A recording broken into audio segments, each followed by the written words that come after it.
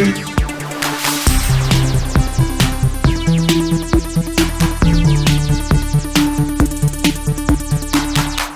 everyone, welcome to GameFace, episode 206 at Sifted Games at Sifted.net. As you can see, I'm in Blurry Land.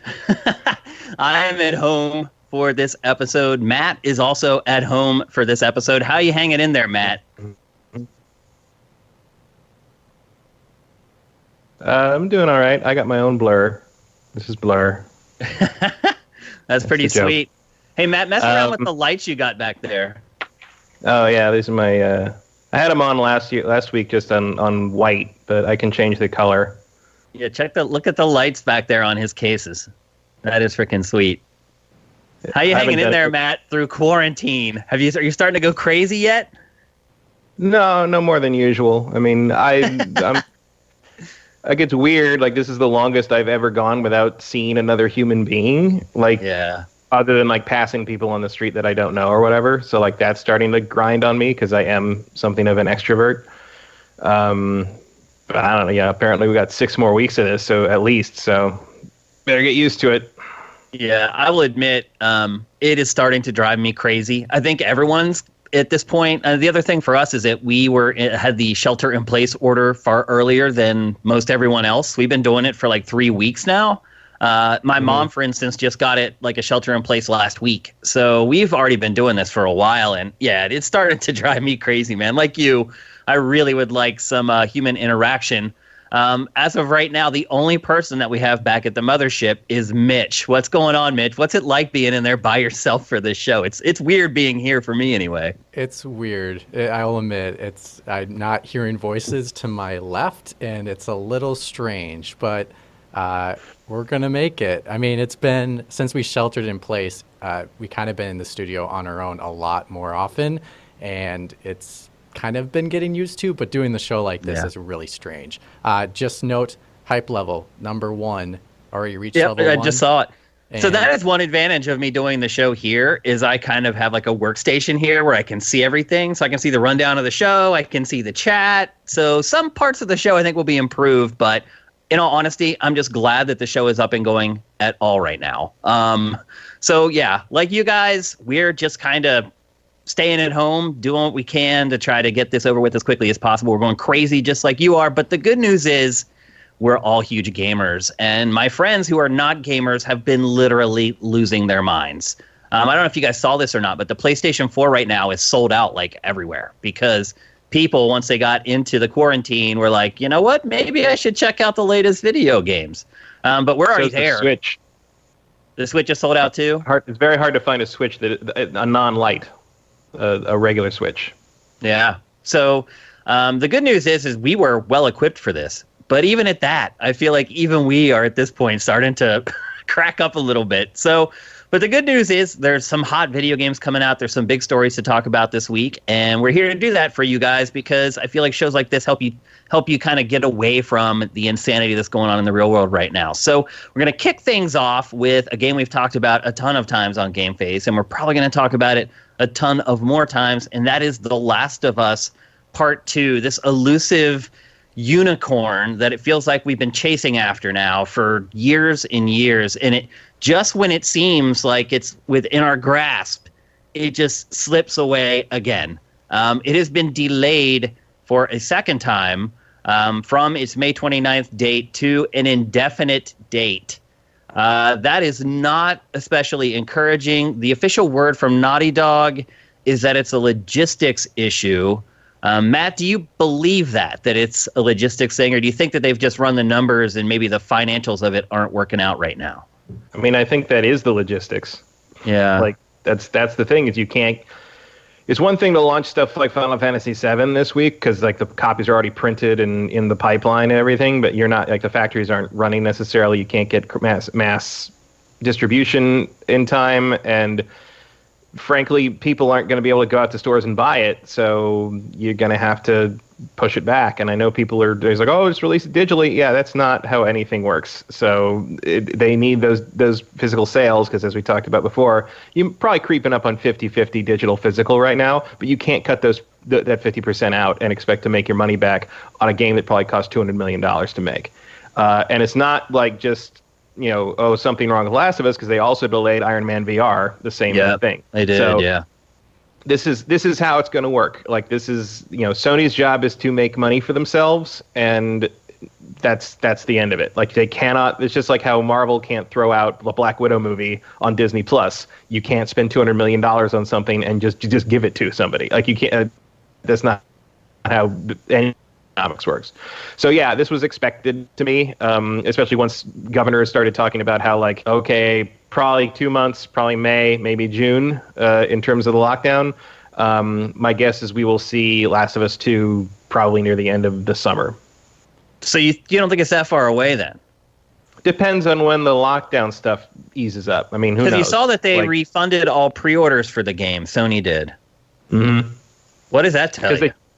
That tells me they had to take it off the store.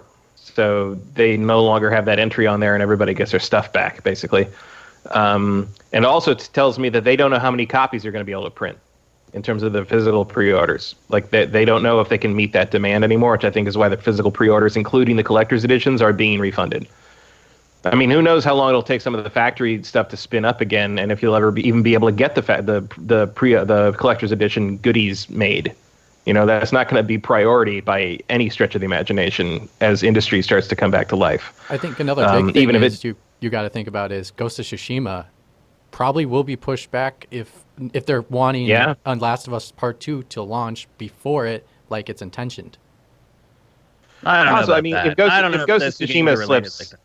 Now, if Ghost of Tsushima slips, it'll be because this extends and they can't get the copies of that printed either. It's not like the movies where they're like shifting everything back. That's not going to happen with these two games. The only reason it would be delayed is if, like The Last of Us Part 2, they just can't manufacture enough of them. That would be the only reason. But if you can't manufacture The Last of Us Part 2, can't you not manufacture any Ghost of Tsushima? Like, wouldn't the priority be first to do manufactured discs for Naughty Dog's game because it was supposed to come Not out if you first? don't have to move the schedule. If the schedule for Ghost of Tsushima production can stay on track because the Chinese factories or whoever overseas factories are spooling back up again, you don't rearrange that schedule just to rearrange it for the sake of that. Like, you're still selling The Last of Us Part 2 in the same financial year, so you basically find the opening, and they would probably have the opening later to midsummer because they don't seem to have anything scheduled for August right now.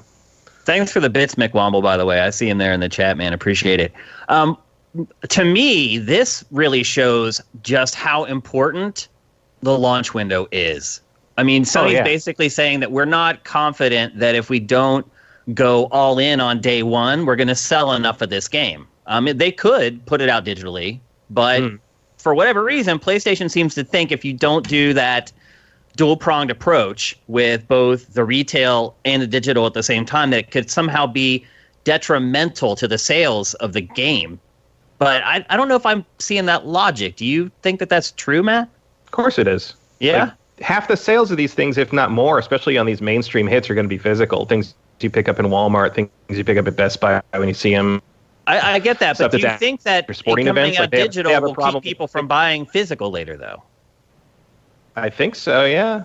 Yeah? I mean, it doesn't keep you the word of... they want to keep that... I mean, Sony obviously is changing their scope of things with not going to E3 and all and keeping quiet and da-da-da-da-da. But the tried and true method of the dual-prong assault and the word of mouth being, like, kind of critical mass, and, like, even if someone buys something digital like I would, if I tell my friends up north how great this thing is, they're going to go buy a disc. They don't buy it digitally. Yeah. And I think Sony's very wary of short-circuiting that cycle, because that cycle is still a very real thing, even if digital sales are creeping up. My remaining litmus test on this is going to be if Nintendo still puts Xenoblade out, which I think they probably will. Like, I think the cartridges get made earlier than the discs, so they probably already have those done. I mean, a lot of it depends on where their manufacturing is. What country the bulk of their manufacturing is in. Japan has been lucky. It hasn't got hit especially hard, but not all Nintendo's production happens in Japan, so... No, I don't think a lot of their physical production happens in Japan, but we'll see what happens. I feel if they thought there was a chance that was going to slip, they wouldn't have put it in the Direct the way they did. Also, that gives it May 29th all to itself, which is probably a good thing for for Xenoblade. But we'll see what Nintendo does moving forward. Yeah, Matt, when do you think we're going to see this game? I mean, you said you think late summer is that when? If the lockdowns get eased and things in this and another second surge doesn't spike by July, which is very possible if everybody sees, we're free, and everybody goes to the fucking club and doesn't pay attention to what this is. It's going to be very interesting moving out of this, and if people can kind of control themselves moving forward and not short circuit the whole thing by mass gathering for no good reason, you're going to have to take it slow. We're going to have to be very careful about some kind of antibody testing. There's a serum test for that's in production right now. Got approved last Thursday. That'll be a home test, like a diabetes test. So there's going to be a thing where you're going to have to prove that you're immune, basically, to be out in public on a regular basis. If that can all be worked out and controlled, and we don't make ourselves sick all over again by July, I could see a limited form of industry coming back and Sony being comfortable launching it in August or September. The other option, of course, is just to delay it until the PlayStation 5 comes out to ride that hype wave, which is not impossible, but that would be a worst case scenario as far as I'm concerned in terms of this game. What are the drawbacks, if any, to having a game that jumps around release dates like this? So it had 2 dates, and then it's delayed indefinitely, and then you refund the pre-orders. Do you lose any momentum throughout the course of all this? Not for this game. No, this game's bulletproof. I also don't think the first delay matters that much because it was just sort of a date they put down, and the core demographics knew about it, but mainstream didn't. Canceling the date this close and refunding pre-orders and pulling it from the PSN store, that's interesting. That's something I don't think we've seen before. Exactly. So I'm just wondering what kind of impact that has. But I don't think it has anything. I don't think anyone's going to not buy this game because of that was interested before, and anybody that was only vaguely interested or might buy it once they find out about it doesn't know this happened. So it's pretty bulletproof. I think if they can get it out before the PS5 launch, that's probably smart because that's one less thing to buy at launch.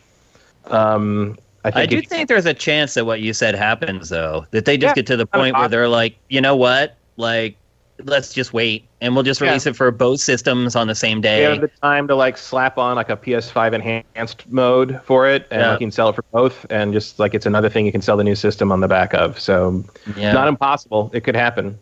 They have time now. The next year. Because Naughty Dog said the game's basically done, that they're squashing the last couple bugs left in the game. So now they actually have time, and I'm sure they'll do more polish because that's what Naughty Dog does. But now they have time to maybe do a couple other things, like maybe get it ready for an impressive PlayStation 5 debut as well. So also, I've seen people it's because they don't want to release something about a post-apocalyptic thing in the middle of this. No, they also delayed Iron Man, which is it has nothing to do with content. It's entirely. I will say this. I haven't found that pop culture content based on end times, apocalypse, outbreaks. They haven't really unsettled me. I thought they might because of what's going on, but they haven't really impacted me any more than they normally would have, which is weird. Watching Pandemic the first time was. Although I will say, I watched. I did a little Marvel. What? Everything froze up for a second there. Oh, I've got you still. I watched a little Marvel marathon. Did Civil War, Infinity War, and Endgame.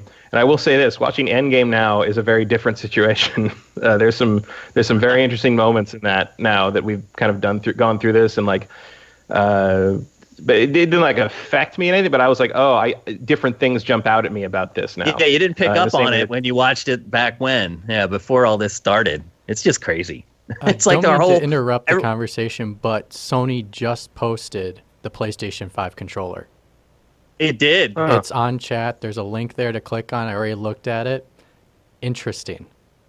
There's a link in chat. Okay, let's take a look. I wish I could send a video to you so we could put it up. Unfortunately, I can't. Oh, wow. I mean, I can run to the studio and try to pull it up on the screen and do a shared screen or something, but that's the only thing. Well, whatever goes on that screen will be shared. We can maybe edit it in, but I'm sure everyone in chat's looking at it right now. Wow. It looks completely different. Yeah. It looks like you melded a massive change. An Xbox controller with a PlayStation controller a bit. No, it's still got the sticks in the same place. That's what's in regards to the grip. The shape is very Xbox. Yeah. Yeah, they got rid of It doesn't have like the prongs, the defined prongs. God, that it almost usually looks like a does. Mad Catz version of a controller. It does, yeah, but it does look futuristic. I'll say that. Do you think the It's console partly is going the to be color. white to match the controller? Because the controller is very white, not black like usual. Yeah, I mean, it's very possible, or it's possible they could have, two color combinations at launch. Who knows? Yeah, It's been done the before. PS5 a Zebra controller, a Zebra console.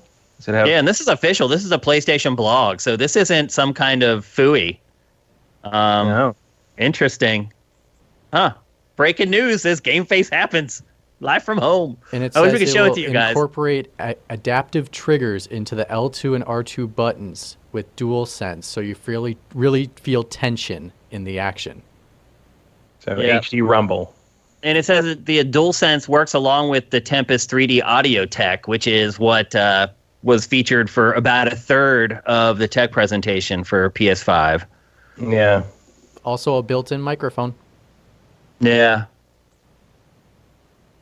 It looks good. I like it. It looks different. Yeah. I mean, it's still got my biggest complaint about the PlayStation controller remains that the sticks are parallel, so that doesn't fix that. But Yeah. I'm sure it'll be fine. I've got used to it at this point.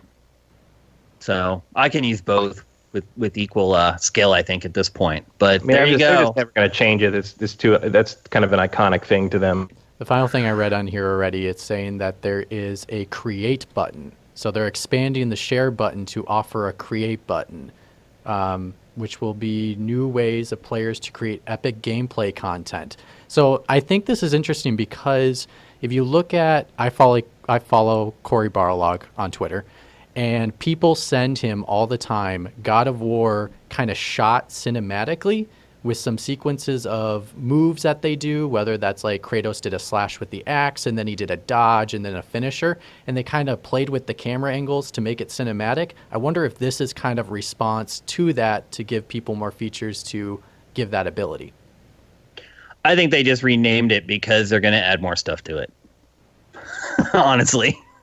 I think it's as simple as that. But because I think that streaming, because, I wouldn't be surprised if a camera is built into the PlayStation 5. So streaming is going to be something that people can just do. And so I think, that button being changed just represents that it's going to be for a lot more than just like saving a screenshot or uploading a video to Twitter or whatever most people do with that. That's what I do with it for the most part. But I will bet you that whatever their initiative on how that button works and the stuff you interact with and the people and what they do with it are going to be called PlayStation creators. Well, I'm sure. I mean, it's better than influencers. Yeah. I'll say that much. Anything's better than that. Yeah. Although influencer is better than EA Game Changer. Let's also I'll agree with that as well. So there you go. Breaking news live on GameFace episode 206. All right, let's move on. We're going to talk next about a franchise that we're going to talk about again a little later in the show. But for this topic, we're going to discuss a game that hasn't come out yet, and that is Resident Evil 8.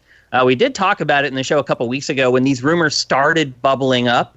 Since then, they've been confirmed by 3 separate sources, including, I believe, Eurogamer. At this point, it appears to be a done deal, and there have been more details that have come out even today about Resident Evil 8. Probably the biggest thing is that it does star Ethan from Resident Evil 7. It does share the same first-person perspective as Resident Evil 7, and that was one thing that we shared with you guys a couple weeks ago when we talked about it. So it does make sense that it would be a carryover from the last game if it's going to stay in that perspective.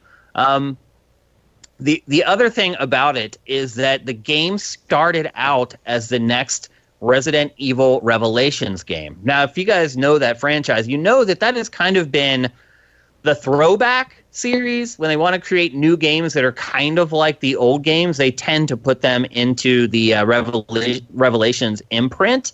But the game started life as that, and I guess Capcom got a look at it and was like, we really like the stuff in this. This is going to be Resident Evil 8. So I got bumped up off the bench into the big leagues and into the game. I don't know that Ethan from Resident Evil 7 was all that great of a character by the end of the game. I can't say I cared a whole lot about him. Matt, did you ever end up playing Resident Evil 7? Nope. You didn't? I think first person is a mistake going forward for this series. That's part of the problem. Is I think Ethan just feels like you. Yeah. Like it's not really establishing him as anything.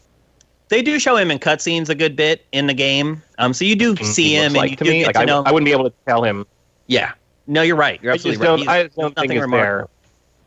And having begun as Resident Evil Revelations 3 is interesting, like because such disparate ideas between the 7 and those games, like makes me wonder like what carried over and what, or if they were just gonna, if there was some kind of initiative to be like, oh, all Resident Evil is going to be first person horror now, but then like the remakes hit it big, and they're like, oh, well maybe we just move forward with 8 kind of from 7, and then the remakes can keep going and Revelations can keep going as more of the throwback thing.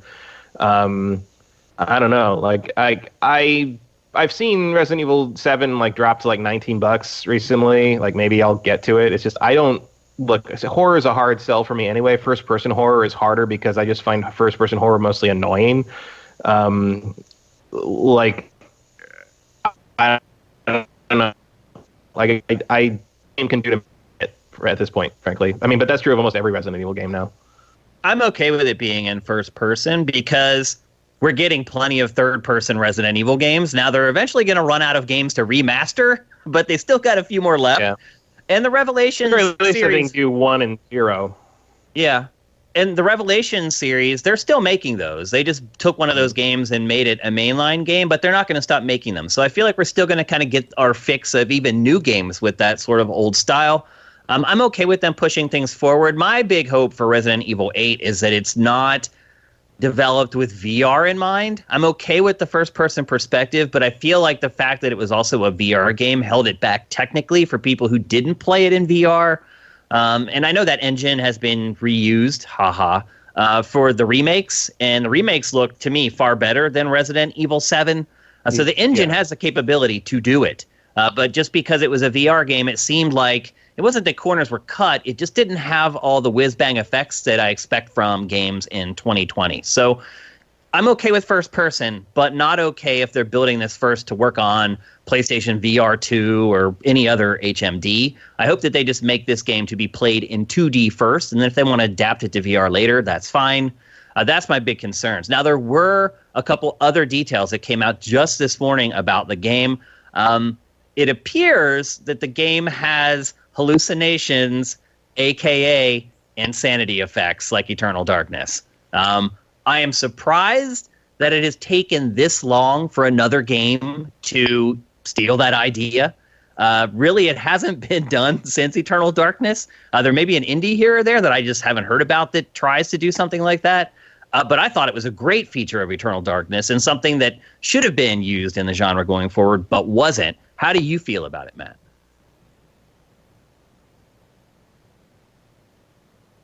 You cut out near the end if you asked me a question. I did. I asked you how you felt about it.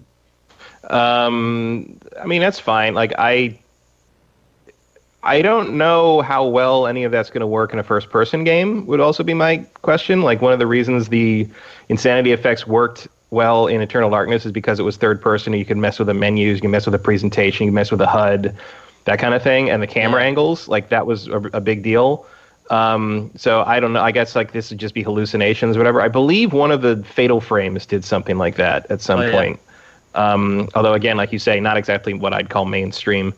I mean, that's cool. Why do you think it hasn't been copied? Because it's one of those things that when everyone talks about Eternal Darkness, the first thing they mention is the insanity effects as the strongest part of the game. Why do you think other studios haven't adopted the idea? I don't know. Maybe because it's hard to do well. And maybe it's a hard thing to build into the game that can happen at whatever time. You have to be tracking what's happening. You got to have a separate meter system for it. But it's also like sometimes things that seem like they should be really widely copied just aren't. Like one time I asked Cliff Bleszinski, like, why do you think no one's stolen the active reload system from Gears? And like, cause like almost nobody does that. Like it's popped up in like 2 games, and like he's like, I don't know. He's like, I think it's great. Everybody should steal it, you know. And I'm like, yeah, it's true. Like, it's weird that like it's not a thing that people duplicate. Yeah. So I don't know. Like sometimes people just don't want to steal it, or maybe because they think it's too closely identified with Eternal Darkness, and they be compared to a really high quality thing, and they don't want to take that risk. I mean, I don't know. Well, if like, you look we'll see how they do with this. Well, if you look at Resident Evil 4, when it was originally being made, it was going to be something with ghosts and spiritual stuff, and it was going to be more supernatural towards, instead of being more physical beings, it was going to be more supernatural. And they decided to go away from that because it felt like it didn't match what the series was supposed to be. I'm not sure. The one thing I don't know is, you probably have to explain to me, what is insanity Wait, what does this effects? have to do with what does it have to do with hallucinations or insanity effects? Well, I was going to say, can you explain what the insanity effects are? Because I don't know what they are, to be honest. The game would there was a bunch of different ones, but the one that everyone talks about is like a thing would pop up on the screen telling you that your memory card had been corrupted. It like breaks the fourth wall in a lot of cases and messes with you as the player. Similar to like Metal Gear. Some of the stuff that Kojima's done with Metal Gear. A little bit, but it's like one of the basic premise of Eternal Darkness is it's very Lovecraft, and one of the staples of Lovecraft is that just seeing the weird things like can make you go crazy. So Eternal Darkness has a sanity meter that drops whenever you see things or see something horrifying, and you can get the sanity back by either using magic or killing the things. But as it drops, like the camera angle shifts to like more tilted, and like as it drops even further, like you'll walk in a room and your character's head will explode, and then like suddenly it'll pop back to the previous room, and they'll be like, "Oh, this isn't happening," and like stuff like that. And then periodically you can get stuff that like says it's erasing your memory card, or it's changing the video input on your TV. See, hearing that kind of stuff really doesn't, drive what Resident Evil has been, and it's been a practical series that adds sci-fi to it in regards to a virus. The part of having Resident Evil is not psychological horror. Yeah, right? exactly. It's a horror survival type game, and we'll talk about Resident Evil 3, but that dives into some like psychological effects of the repercussions from the games. But I don't know how you would make that work and make it feel as it's still Resident Evil, because you're losing the practicality of Did you play Resident Evil 7, Mitch? I did. I played every Resident Evil so far. I mean, that was psychological horror for the most part. I would not to the point that you guys are talking about in regards to the insanity effect. Where not on the level of was like going insane. More so than Resident Evil has been. Yeah, Ethan was like going insane. Like that scene at the table with the family, he's losing his mind. I mean, most of the scares in that are not like straight up horror jump scares, closet monsters coming out of nowhere. It's tension. It's the fear of the unknown. To counter that is, Resident Evil 7 is a good game. I don't think it's the best Resident Evil. And when Matt was talking about the remakes coming out, playing these remakes have made me want those type of games to be the future of Resident Evil, not what 7 was. No, I did completely disagree with that. I think being in first person is okay, but I really prefer the third person. I think they brought in the elements in Resident Evil with the more puzzles, the ammo system, the bringing in you're in a giant house and you kind of maneuver around that area. That stuff is Resident Evil. The rest of with the bakers and that, I think they're trying to do something different, and I appreciate them making the attempt. But by the time I finished that game, I did not feel as if it was Resident Evil. When I finished 2 and 3, I was like, man, this is Resident Evil. And those games are 20 years old. Of course, they're the first games ever made in the franchise. But when you're doing a remake, you can easily divert from that, and they able to elevate the material yet have it have the same feel. And I think they did it well. And progressively they've gone towards action and they move towards this direction, which it seems to be more mystical and hallucinations. And sure, could they add an insanity to it? Does it make me want to play Resident Evil 8? Not as much after playing these remakes. I would actually agree. Not as much. Sorry, you both talked. I can't hear what. I would actually agree with Mitch in that a modern take on the third-person classic Resident Evil formula would be much more likely to get my attention than another first-person horror game. I agree with that. The third person I don't think that the remakes are the answer that you're talking about, though. But I think the current state of Resident Evil in regards to the remakes, and I've said it before, give me this kind of Resident Evil, but now add new story, new elements to the game. Heck, the dodge mechanic in the third game, we'll get to it, but add new things. Those are the types of things that really make Resident Evil Resident Evil.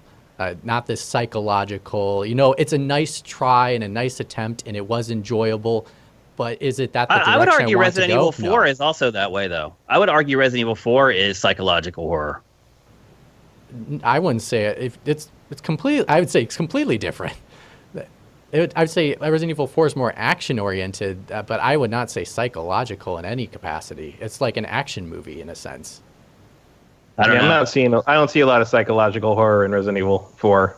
Like, I feel that way. That's the way I took the game. Seriously. I don't know where that would be. It's just big gross monsters. What other kind of horror is it? It's not really horror. It's an action movie with horror elements. A lot of people have a problem with Resident Evil 4 and 5 and 6 because of that, because they became action movies more than horror movies. I agree with 5 and 6, certainly. I don't agree. I do agree that they did that, but I think that improved it. So.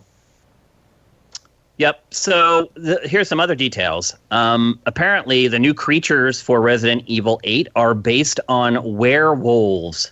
Chew on that one. I don't know if they're zombie werewolves. I don't know how that's supposed to work. Well, it could just be an evolution of the zombie dog. And you literally just add a new virus to it and it turns into a werewolf. I mean, it seems feasible in the universe. I will say this. Of all the creatures that I fight in Resident Evil games, I hate the dogs the most. They are the most erratic, hardest to shoot because they just dart all over the place. Capcom has still not learned how to animate a dog even remotely realistically. They just kind of jerk and dart around. They're just really hard to shoot. They're really fast.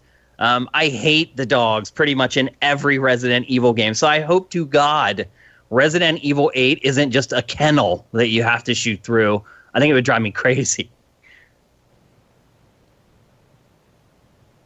Yeah. Are you guys there?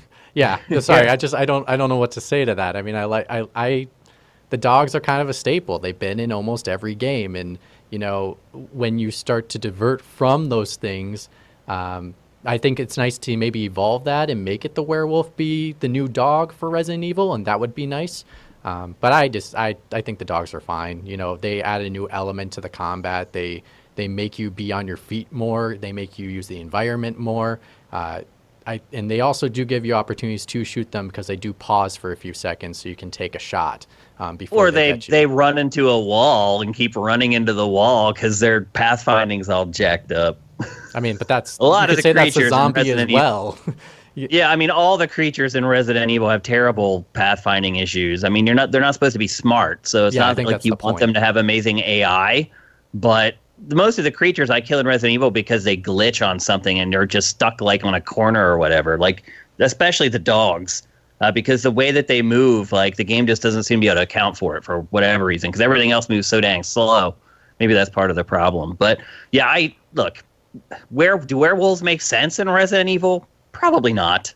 Everything makes sense in Resident Evil. There's walking plants in Resident Evil. Nothing is off the table in Resident Evil. Yeah, if you can take adding werewolves, though, you're taking the series into like monster movie territory, and that to me is absolutely not what Resident Evil is. Well, it's always been monster from the very movie. beginning. Frankenstein. From the beginning, they've had people transforming into the Nemesis and transforming into the Tyrant and all that. Like, people have been transforming into things in Resident Evil since the first game. You can make the argument saying that the tyrant monster is Frankenstein. Like, you could make that argument. Like, as long as he's not Frankenstein, though. He's not a green dude with electrodes coming out of his head. Werewolves are very well established tropes in horror films, and they're typically in monster movies, not in films that would resemble Resident Evil or games that would resemble. What's next? But it's treading in like Castlevania territory now. But are you saying just because there's a werewolf or a similar type of creature that's like a werewolf, we don't know if it's called a werewolf? Maybe just by the person's. Yeah, we're discussing this hypothetically. We don't know any of this is true or not. Yeah, that's the whole point of this discussion. I know. We don't know. But the thing is, as long as it comes from, because the whole point of Resident Evil in regards to the monsters, it's an evolution from a virus, and it comes from something that's living. So if you take a dog and evolve it into a super dog, what do you get? You get a werewolf. Like, what do you want? Like, I don't know what you don't like the dogs currently. So what do you want them to do? Just not have dogs in general? But why not elevate it and make it better? And yeah, it's going to look like a werewolf, but who cares? It's an evolution. Well, we'll disagree on that one, I guess. To me, werewolves are a very well-known horror movie trope as a part of monster movies. There's a difference. They didn't say they're werewolves. They said they're inspired by werewolves. Which right, just means and this is a hypothetical discussion that I started with. If there are really werewolves in the game, that's how this whole. I don't think they're saying there's werewolves. What I'm saying is that, like, I think there's going to be people that can turn into things. Whether those are wolves or not, I don't know. But like.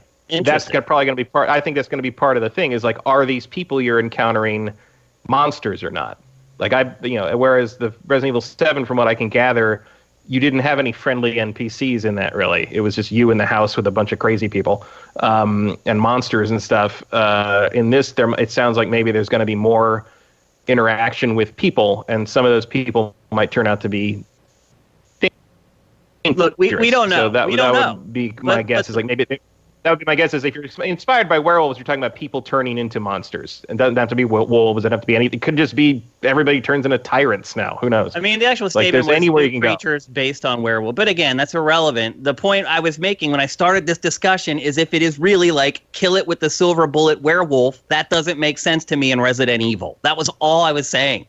And you can say it's a mutated dog. No, if it's a werewolf and you can kill it with a silver bullet and it has all the tropes associated with the werewolf, to me, it does not fit in the series. It just doesn't. It makes sense in Castlevania. To me, it doesn't make sense in Resident Evil. That's all I was saying. In that context, I would totally agree with you, but I just don't see that's all I was saying. Yeah, but that's all I said. I don't think see that's that a as pretty the big leap off that of they're inspired by actually will werewolves go with this game. Because I go with John Landis when as he said, how do you kill a vampire? And the answer to that is any way you fucking want, because they don't exist. You can do whatever you want. So, like, just because there's a werewolf in Resident Evil doesn't mean you're going to need to stockpile silver bullets. Although you might if they decide to add a crafting system, because that's good busy work. I mean, there's kind of already a crafting system in the remakes. It's very rudimentary, but it's there. I mean, it was in the original too, though. I mean, that's fair. Yeah, I mean, combining herbs has been a thing for a long, long time. I mean, it is such surface level crafting, but it is there, and that is definitely something I could see the franchise getting into more as time goes on. I don't know. At the very least, I could see them mistaking it for actual meaningful content. I'm a little down on crafting right now after 3 weeks of Animal Crossing. Let's put it that way. So I can't see the show, but I've seen people say that my video feed is bad. I don't know if you watched Sifted HQ, but my ISP is crap. And I pay a lot of money for it. And our connection right now is like unusable. So I do apologize for my low video quality. I can't see it, so I don't know. But I saw someone comment about it. So there's nothing I can do. This is the only ISP that they offer here at my building. And I have the best plan. And it's still crap right now. So it looks more or less okay to me. But I'm obviously on Skype with you, not through the stream. Yeah. So it may be degraded through the stream. But anyway, it's not you have a often. blurred background. People may be assuming the blurred background is that could be it too. Actually, maybe they just think because it's blurred that it's just a bad. And feed. the blur effect pops on and off in places. Like sometimes your dresser is in focus and sometimes it isn't. So I don't know. Yeah, I'll try to get a better shot together for next week's episode. But anyway, it sounds like we have mixed opinions on the early rumors around Resident Evil 8. We probably get 2 years to figure it out. So what'd you say? We probably get about 2 years to figure it out. So. No, the rumor says it's coming out next year. Yeah, we'll see. I think a lot of stuff's going to slip back as a result of this year. So because you got to remember, this game was started quite a while ago because it was a Revelations game. I think they said it started in like 2016 or something. So they've already been working on it for like 3 years plus. So it might come out. It should come out next year if that's true. But it would make sense for Revelations because the other thing I forgot to mention within that they are throwing back a little bit to the originals when they did the Revelation series, but they also tried to experiment in those series to maybe bring something to the mainline games. So it is natural that this maybe the Revelations game did so well that they're like, this needs to be a mainline game. We'll see. Let's move on. We're going to talk next about E3. I think we've talked about it every episode for the last month and a half at least, because just every week something new, crazy, or something that doesn't make sense happens around E3. So as you guys know, they canceled E3 2020 about, was it a month ago? I guess it was almost a month ago at this point. Right around when stuff started, they were one of the first to, well, at first they didn't cancel, and then they did. And then they said they were going to have an organized digital event with the publishers. Well, so E3 2020 was just canceled, but we just got word that they've already booked the dates for E3 2021. It is happening June 15th to 17th of next year in LA. That I should mention is later than E3 usually happens by a little bit.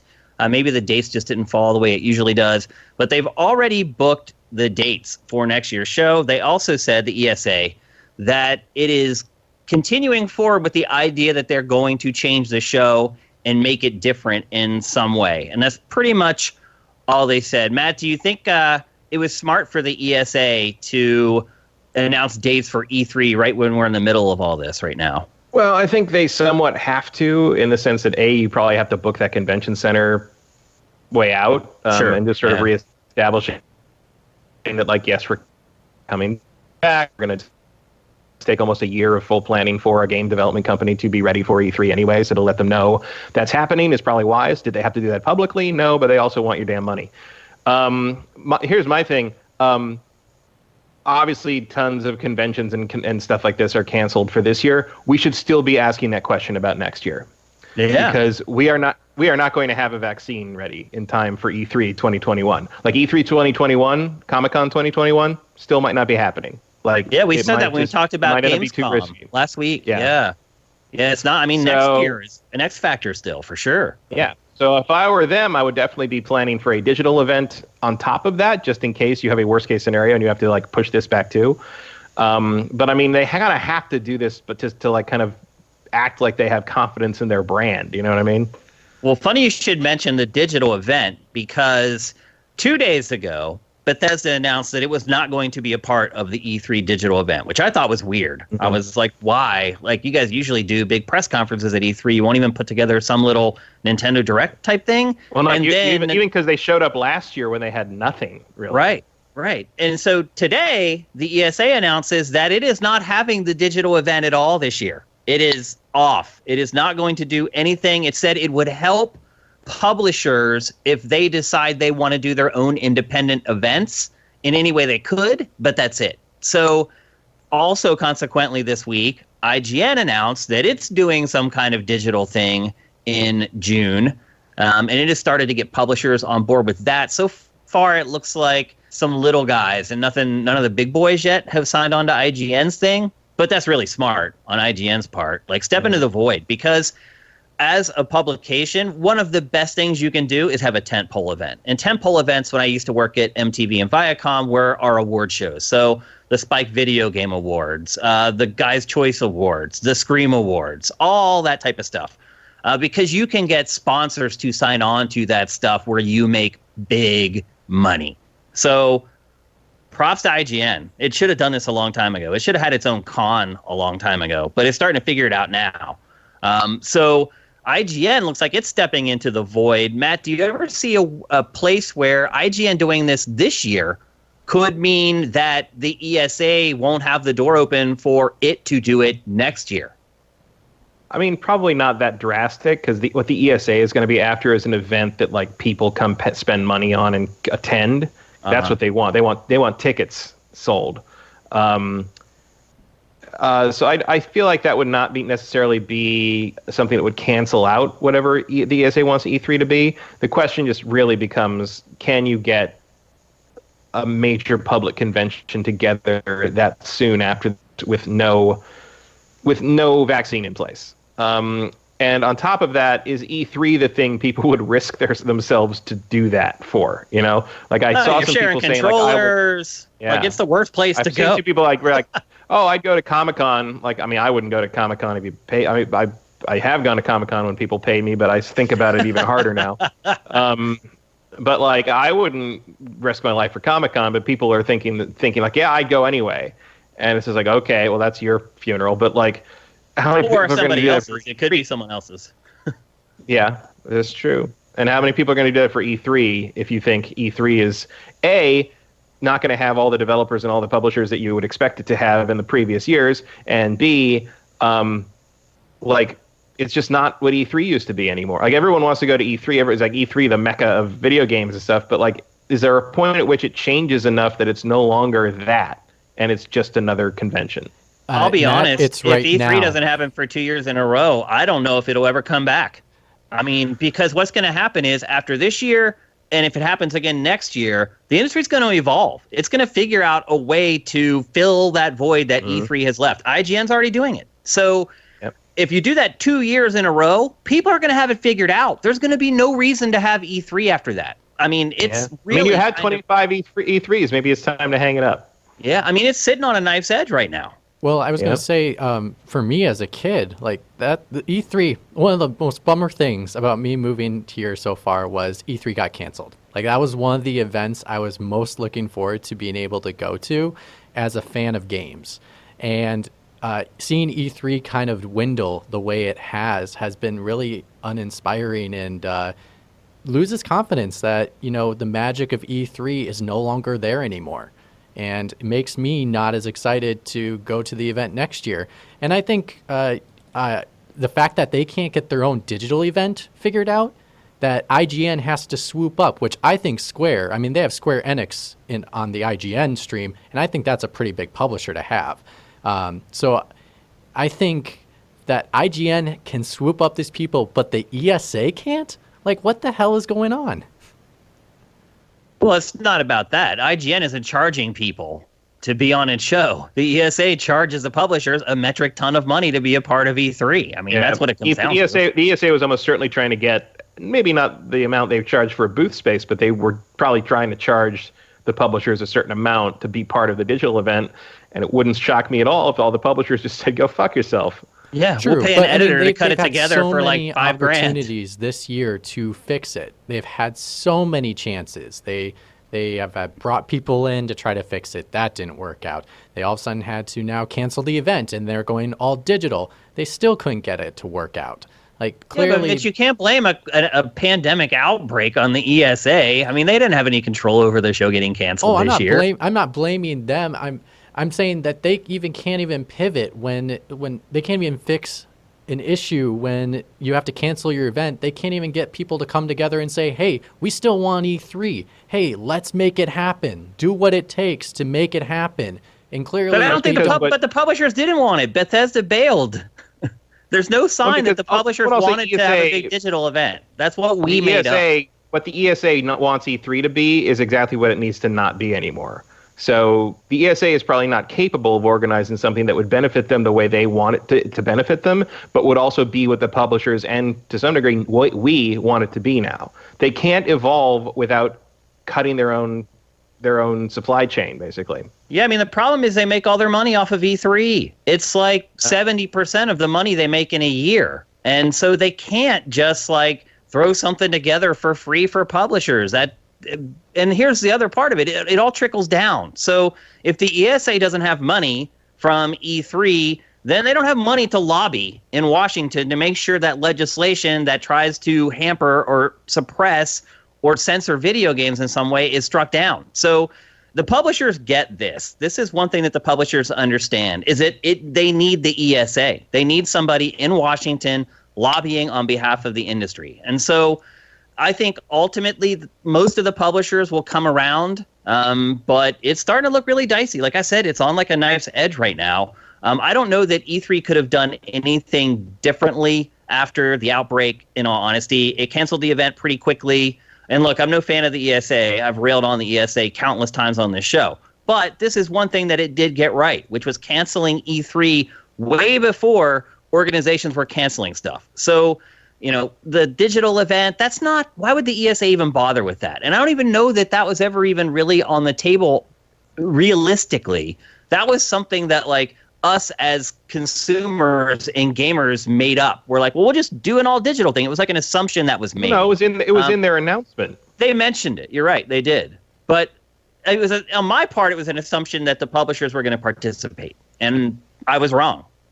Obviously, Bethesda decided it wasn't worth doing it. So I don't like the ESA in a lot of cases. I feel like it's made some really bad decisions. Even recently, it's made some really bad decisions, and it hasn't always done what it says it's going to do. But to me, I feel like they've handled E3 2020 about as good as it could have, considering the circumstances. Somewhat, but I do also think that if there was no coronavirus outbreak, I think to some degree all this did was accelerate the E3 decline timeline about 2 years.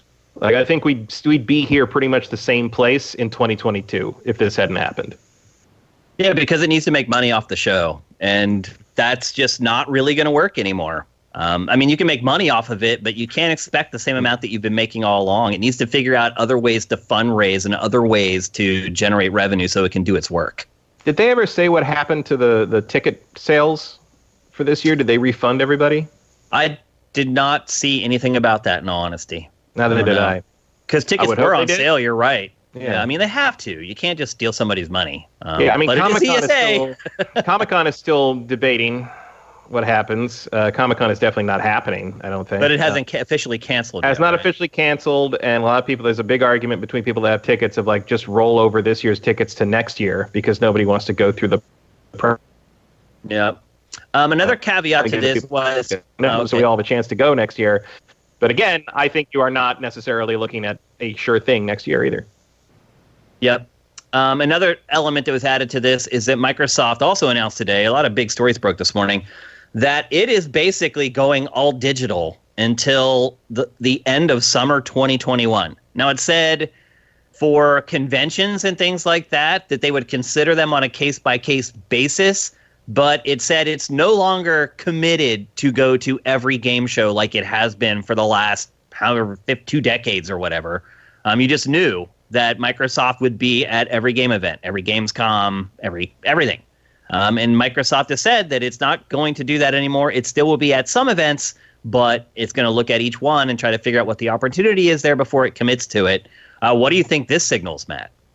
I think it signals the new normal. Like, this is just how it is. Until there's a vaccine out there that is widespread and widely available, mass gatherings like a convention are not. And Microsoft doesn't want to risk its employees on that because that is a gigantic insurance headache. So it is. Yeah. I think evaluating each one very carefully is the right thing to do moving forward. And saying it now is correct because you have to prepare people for that fact.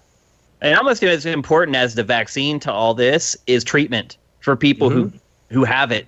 So it's I don't know. It sure does seem like the whole world is just going to be locked behind webcams as I stare into a webcam right now. Like, this is our new existence. I mean, once testing is more widespread, you're going to be able to track it a little better. You're going to be able to track people that don't have symptoms because 25 to almost 50% of people in certain areas don't show any symptoms, even though they've had the virus. You're going to have antibody serum tests, which were approved last Thursday by the FDA and are in process right now. And those are going to be very simple. Those are not like the test for the virus with labs and stuff. That's literally something you can drop a blood on them, and it will tell you, like a pregnancy test, do you have the antibodies for coronavirus?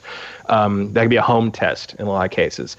The thing is going to be, you're going to need a way to prove that you are immune. There's going to have to be a way to say, like an ID card or a bracelet or something that says, I tested this, I've been vetted by whatever authority, and I can be out in public, and I am not going to get other people sick, because that's the concern, is asymptomatic people passing the virus on. Yeah. And convention is just a giant petri dish for that. So until we have something in place, that kind of covers that gap between the first peak is over versus like we have a way to defeat it and create some kind of herd immunity through a vaccine, we need a way to determine who can and cannot be out. And until you have that in place, you cannot have large gatherings.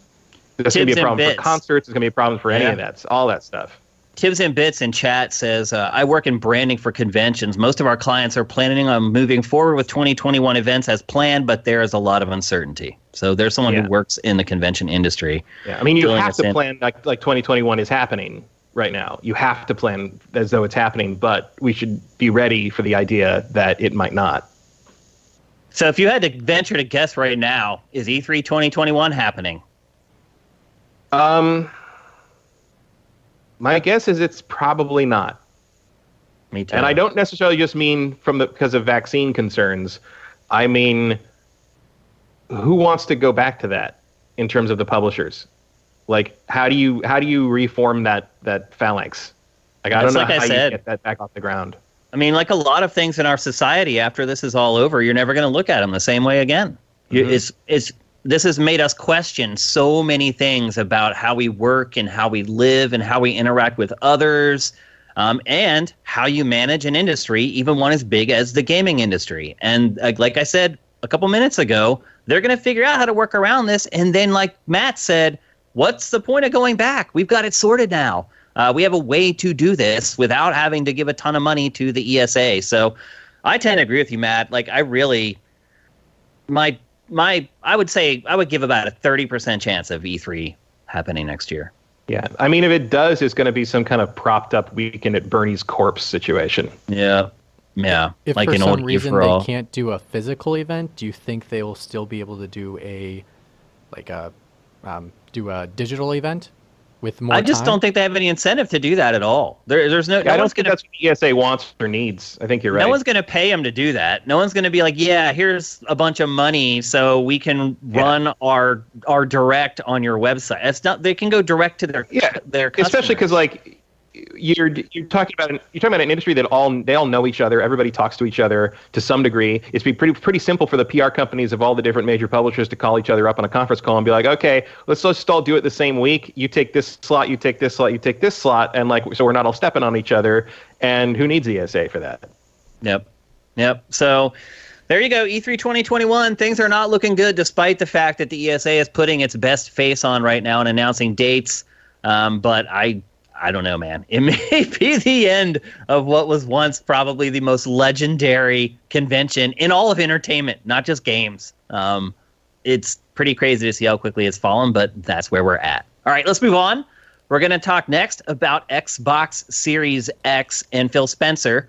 Another topic related to IGN. Phil Spencer went on an IGN podcast and also did an hour-long interview with IGN this week. He was very, very candid, although with Series X, most of the information is kind of out there already. What I really wanted to talk about, though, relating to the coverage that IGN did with Phil, is that they were asking him about the coronavirus, and I hate to keep talking about this, but it is what it is. That's the world we're living in right now.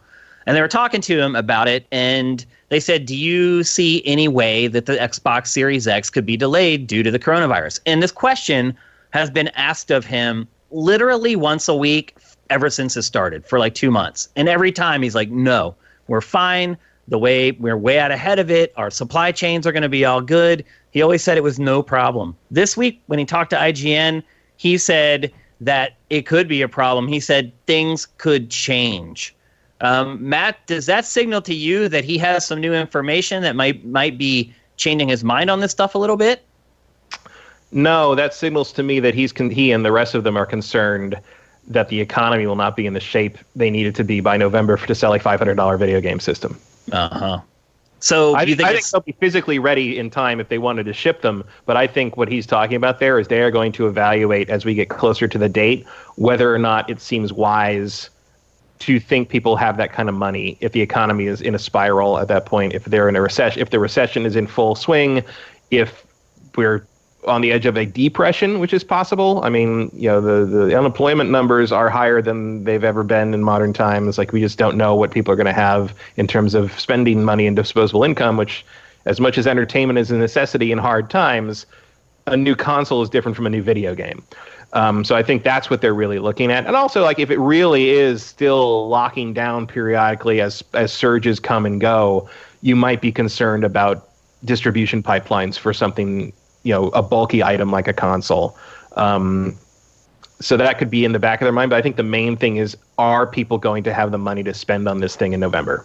You bring up an interesting point, and one that I hadn't thought of, which is why the show is great. But I wonder if...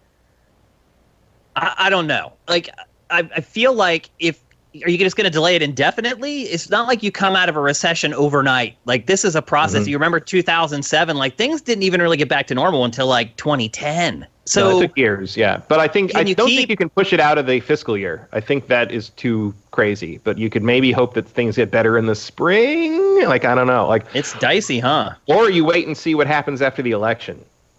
Because the outcome of the election could really affect how people are willing to spend money. That's a good point too, actually. Yeah, that could have a big effect on whether people are confident that they can spend money. Historically, especially in a negative economic time, the outcome of the election, one way or the other, can really influence buying.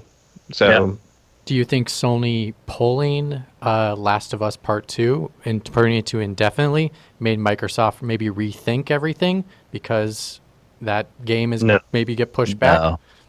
No. No, I think Last of Us 2 is entirely logistical in terms of getting things in physical stores. That should not be as big a concern for the consoles near the end of the year, but the concern for the end of the year is what kind of disposable income are people playing with in a time after this, especially because that's 6 months later is about when you're starting to have the deferred rent start come due. It just might not be the time to do it. Yeah, I think look, they're both Sony and Microsoft are in a really crappy position. I mean, think about this. You've been developing these platforms probably for 5 or 6 years now.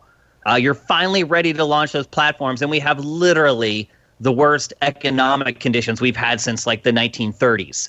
I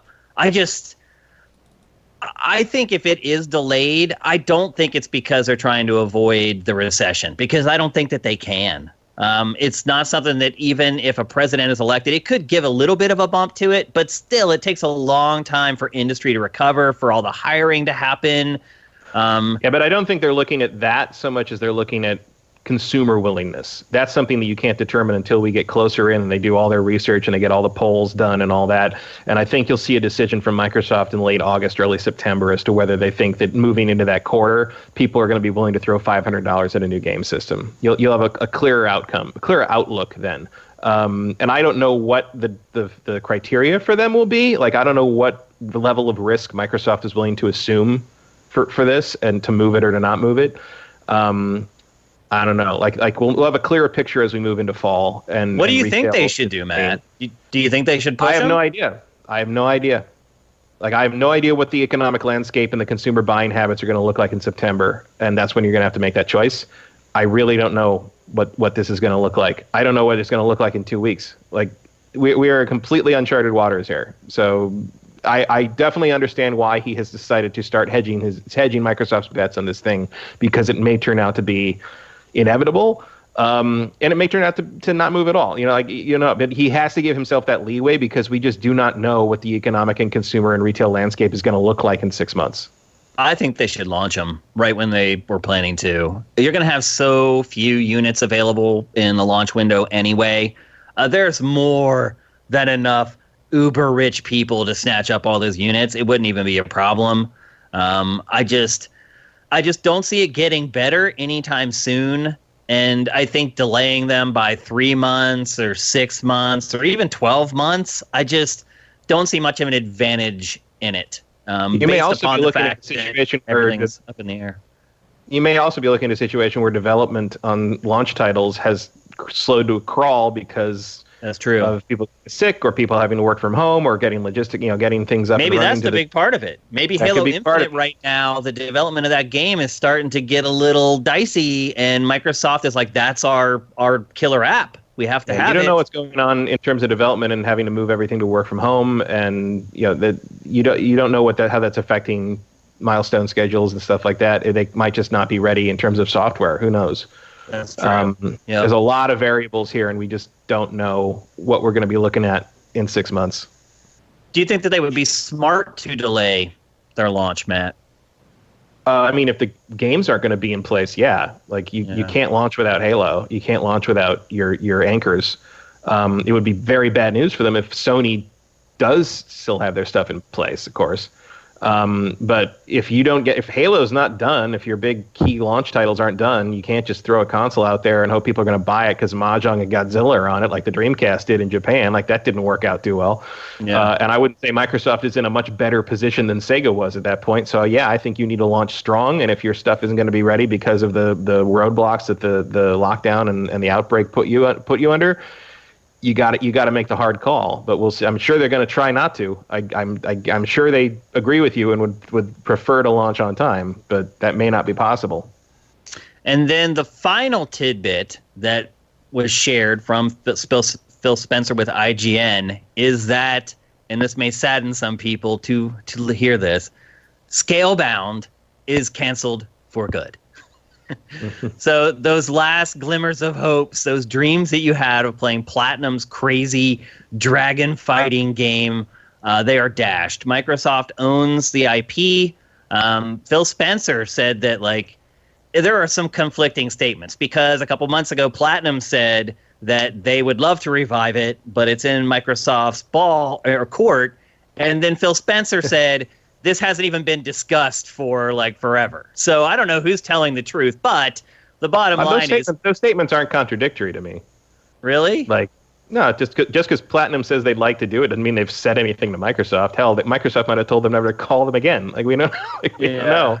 And like, if the ball's in Microsoft's court, clearly Microsoft has decided to pop the ball and burn the court. So so it's Microsoft's in control of this, and Phil Spencer specifically is the guy in charge of this, and he says no, it's never happening. To get over it. So Scalebound, RIP. I feel like if there was something like a redeeming factor of Scalebound, it would be coming back in some form. Like it probably was a piece of crap. That game must have sucked. Yeah, like he did say in that interview, he's like, they could never quite get it there. That's what he said. So you're probably right. It probably was just crappy, and it's one of those games that looks great in trailers, and then you go to actually play it, and you realize that's why they're called. It's a really cool idea. Yeah, and that's all it is. Yeah. Sometimes you just can't. Games with dragons in them have a hard time. Like, games that really focus on dragons tend to be terrible. I don't know what that is. We all remember Lair. Oh, yeah. Yeah, one of the most legendary flops of all time. A flying dragon dogfighting sim by the people who made Rogue Squadron. Like, how was that bad? How did that turn out? And of course, we know bad because there was a huge article on it, and it was basically horrible mismanagement and weird stuff from various companies. And that Factor 5 article from a couple of years ago is amazing. I think that was in Polygon. It was, yeah. That's also one of those games, though, that looked really good in trailers. Like, the trailer, I mean, people were hyped for that game, and then we had to play it. The idea, the look, the trailers, the pedigree, the developer, there was no downside. It made too much sense. Yeah, it really did. Yep. They spit the bit. One of the most disappointing games I can remember in recent memory. I'll say that. Yeah. Because I was a big Rogue Squadron Factor 5 guy throughout the N64 and GameCube days, and I didn't think they could do wrong, but I was wrong. They absolutely bring that collection back, EA. Where's our Rogue Squadron collection? Yeah, I wouldn't be, dude. Everything's getting remade. I wouldn't be surprised if it's almost finished and it gets announced and launched next Tuesday. Like, I mean, it was finished on the Wii. Right. I finished it. It was ready to go, and they just never did it because LucasArts was being run by crazy people. Yeah, I forgot about that. So anyway, I don't know. Where would you put the chances of Series X being released this year at now, Matt? I still think it's like 75%. Yeah. I think they're still pretty committed to doing it, but they just need to give themselves some wiggle room in case, the whole world is on fire and it's not the time to do it, or in case like their development schedules just go completely off the rails. What about you, Mitch? What percentage would you put it at, the chances of Series X coming out when it's supposed to? It's hard because it's literally every day feels like a week, so it's really hard to predict. Actually, someone put on chat really quick, and I thought that was a good statement they made. Is like, I can't think about a $500 console, let alone if I can buy Resident Evil 3 Remake right now. So I would say 60%. I think for some reason, it's working from home is going to push development back, and it's going to have to force, especially someone like Microsoft, who really needs a killer first-party lineup to have a shot at this. I'd even go lower. I'd go 50-50 right now that it comes out when it's supposed to. Matt brings up the best point, which is that game development. It's the one thing that is a true wild card, because you know how badly the countries have been hit where the factories are that are going to manufacture the console. You can account for that. You can't account for how the outbreak is going to just randomly pop up in different parts of the country. And as you guys know, game developers are all over the place. So it's a huge wild card, not knowing if just all of a sudden one of your studios is going to have to be shut down and they're all going to have to work from home. I mean, I would hope at this point that Microsoft and Sony and Nintendo are already getting their developers to work from home and have like set up a plan so that they can get them set up at home with all the stuff that they need and they can keep making games, because this is not going to go away overnight. So I would say it's 50-50, but mostly driven by software. Well, I was going to say, Druckmann has even said that, transitioning people to work from home just to finish the bugs on The Last of Us Part 2, he said has been a challenge. So because if you're trying to fix bugs, try to develop an entire game. Like that's crazy. The logistics aside from like developing the entire game, like it's further complicated by the fact that this industry is so secretive, and you have to have full security, and leaks can happen, and you don't want that. And like that's the thing, is like the development question right now is just is so full of moving pieces that there's just no way to know where you're going to be in the next month.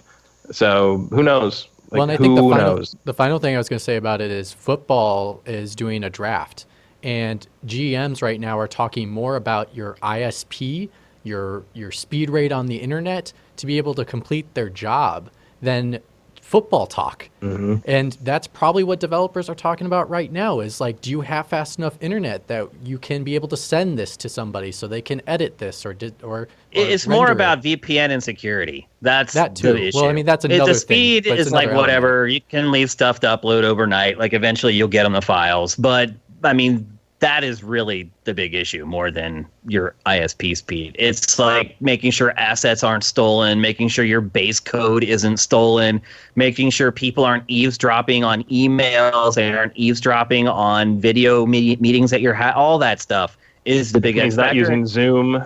Right. Yeah. Which we were going to try to use for the show today, but we just didn't get it set up in time. So maybe next week. But yeah, it's really about security. It's them being nervous about their stuff getting stolen or something leaking out. We did see this week that some Last of Us Part 2 footage leaked out of like the Middle East. I don't know where they got it, but somehow someone in the Middle East got that version of the game and posted some gameplay of it. So these teams are worldwide now. We see those Ubisoft credit lists. Yeah, exactly. Yep. So I think that's really the big, and that's hard to do, to make sure that you have security for even think about like the testers or whatever. Like that's a big job, but I hope that they're doing it already. They're being proactive. They understand that this could be something that goes on for a while. But maybe that's just too much wishful thinking. We'll see. But I would put it at about 50-50 right now, because there's just too much that can happen. Like you just don't know. Like it's like Matt said, like every 2 days. Did my development thing like drop your percentage? Yes, absolutely. Yeah. Big time. Oh yeah, that's what I said. What I'm here to do. I'm here to kill your hope. I was going to say no, it's not about that. Bring up relevant discussion that makes sense. The last thing I was just going to say was I've been doing noobs this entire time with being with HQ, and I've noticed tons of games have been now listed for 2021, and I wonder it's because of the coronavirus, many companies have just developers have just said, say 2021, just so we have plenty of time. But there's a problem with doing that too. And I think a lot of the sports leagues are going to run into this problem as well, because they all want to make sure that their seasons happen. But the problem is when everything does get, quote, back to normal, if it ever really does, everyone's going to have their leagues at once. So you're going to have every sport crammed into like a 3-month period, which is great for sports fans. I mean, I'm excited about the prospect of that. But as a business, how do you get eyeballs on your game when there's literally like 800 other games going on? And like the NFL in particular makes almost all of its money from TV contracts. And if you can't get eyeballs to every single NFL game like you used to because there's all this other stuff going on, it becomes a problem. And that can also happen with games. So you say if that they are sports, truly think about the movie industry. Holy cow! Yeah, that but thing games, is going to be you just brought this. You just brought this up. You said that you think that maybe they're announcing games for 2021 because of this. Well, what happens then is the same thing. This is the analogy I just gave with sports. Then you have like 8 million releases in like a 6 to 8 month period, and a lot of really good games are going to get drowned out. So I don't think it's with entertainment. It's just as simple as, okay, we just shift everything and just put it and just wait for this big celebration the world is going to have, and we're just going to unleash the hounds. I think you have to be a little smarter about it. And I do think that the movie industry so far is being smart about it, because all they're doing is they're just shifting things down. They're not like pushing everything to like one date and they're just going to drop it all at once. They're just like saying, okay, as long as this goes on, we'll just keep shifting this movie to the next slot and then that one into the next one. And I think that's how you should look at it. I don't know if it's feasible for big sports leagues to do that. Probably not. But when you're talking about games and film and TV, I think that's the way you got to do it. To be I honest. would just say really quick with the movie games, industry, really. I don't think that's really the case, because they are sliding some of their films down, but some of them, I mean, August is packed. Every single week, there are 4 horror movies coming out in August. They would never do that in any other situation. So I think as a single company, they are pushing stuff back if they can, but they also are trying to push things that they need to release now as soon as possible. A lot of that stuff's going to move as we get closer to August. Like it'll spread itself out. The thing about the movies have a different pressure on them, because games and a little similar to sports, I guess, because they do happen simultaneously. The movie problem is that in order to get the movie industry back on track, you have to have people willing to gather in large numbers in an enclosed space. You're already looking at the AMC theaters will probably never come back. AMC theaters, if this goes on till like close to June, AMC theaters is going to run out of money, and that's the end of AMC. Yeah, they're almost bankrupt right now. The theater industry, not the movie industry, but the theater industry that distributes the movies is going to go through changes like you wouldn't believe here. And I think a lot of industries are. I mean, yeah, but the movie theaters, like how long? Not just like when do we get to go outside again, but after we go outside again, how long will it be before people are comfortable sitting in a movie theater again? Sports, same deal. Who's going to want to sit with 60,000 people in a stadium? But like you said, NFL makes most of its money with TV deals. Right. Movies don't have that. Yep. Like movies are the ones that require, the big money for movies happens because everybody goes to the same room together. That maybe it does. Maybe what happens, Matt, is if the theaters do go away, maybe the big networks start paying hundreds of millions of dollars to premiere movies on their networks, and then they treat that from their ad sales perspective as just as another Super Bowl. And the advertisements for those movies the costs are like through the roof, but 50 million people are going to watch that movie premiere on NBC or ABC or whatever. I think the industry will eventually find a way to. I would never watch a movie with commercials as a first-time premiere. No way. Fucking hell. Am I going to watch the new Avengers movie with commercials in it? That's like, I think you're right. Like that's a thing they could try, but it's just not. It's and the other thing, the studios are going to be reluctant to do that because then more people get a cut.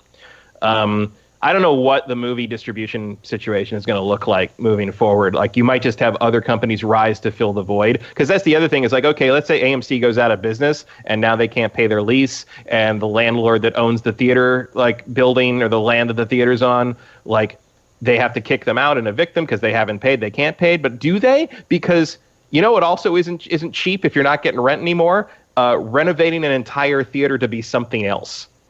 That building is probably going to stay a theater, but then who's going to move in?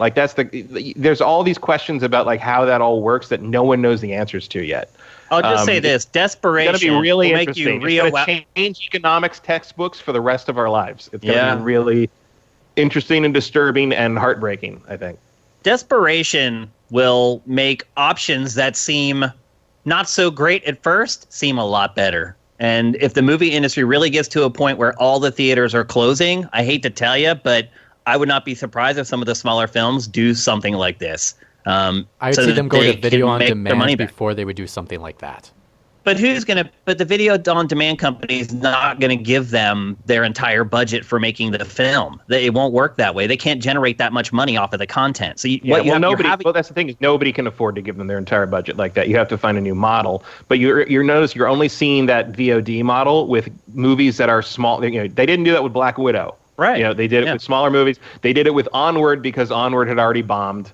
But Trolls World Tour is the only film right now that's coming out that was supposed to come out in theaters, but is actually coming to video on demand first instead of two theaters. And that's the type of movie I'm talking about. Well, but the thing is, it's protected in a sense because it's Universal. Universal owns a television company. They have other assets to bring in revenue, so they're protected. but also those assets don't talk to each other. The reason that Trolls World Tour went straight to VOD the way it did is because it's a children's movie, and parents are desperate to get the kids to look at something and be out of their way for 2 hours. Like that too, absolutely. That's why that movie's going to sell. By the same token, it's why Wonder Woman is not doing that. Wonder Woman got pushed to August. Yeah. So because Wonder Woman needs theater revenue to make up for it. Yeah, and Disney was thinking really hardcore about maybe going to video on demand because they don't have very many revenue streams right now, and that is something that could give them revenue, but they decided to not do that. Yep. You notice Bob Iger is already talking today about how they intend to reopen the parks. Yeah. Because that revenue stream gone is a big deal. Now they're already talking about having like the laser thermometer things at the entrance. When they search their bag, they'll also take your temperature and see if you're sick. That's not good enough. That is not good enough. Well, no, there's asymptomatic stuff. It's like you still have to enough. But that's Disney exactly what I'm saying. If they don't that's do what this. I was saying about decisions look like a better option when you get desperate. I mean, that's what I'm saying is like why E3 wouldn't happen next year is because you're still going to be in the position where you have to do something like that as security theater. Yeah. And like that's it, because so many people that have this don't have fevers, it doesn't solve anything. Yeah, it doesn't work. It doesn't matter. But again, they're getting desperate, and now they're starting to look at options that they would have considered absurd not that long ago. Now they're starting to be like, maybe we can make that work. Right, but on the same token of that, that's why I keep talking about that immunity ID bracelet. Yeah.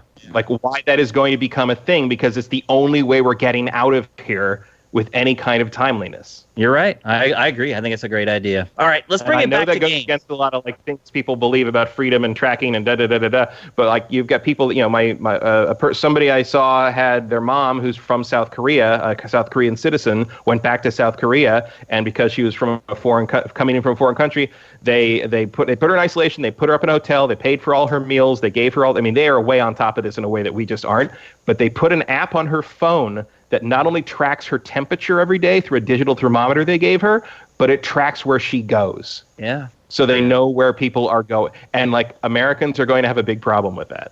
Yeah, of course they are. That's the kind of thing that's going to have to happen until the vaccine is widely available. And until that, industry, movies, and games, all this stuff is not going to function properly again. Yep. If it ever does. Yep. All right, let's move back to games for the last topic of today's episode. We're going to talk about, no big surprise, the Resident Evil 3 remake. Easily the biggest release of the week. We have another big one coming up on Friday with the Final Fantasy VII remake. We're in remake heaven. So two very different approaches to that. Certainly. Absolutely. I would argue that the more drastic of the two is definitely Final Fantasy VII. Like playing Resident Evil 3, a lot prettier, but still a very similar experience to what I experienced way back when the original version came out.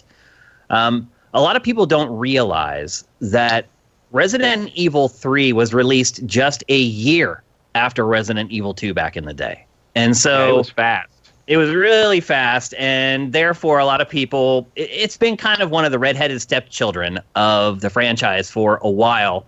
And I think a lot of people just assume that because it came out so quickly, they just didn't dedicate a lot of time to its development. And I would also argue that the runtime of this game also sort of kind of backs up that short development cycle.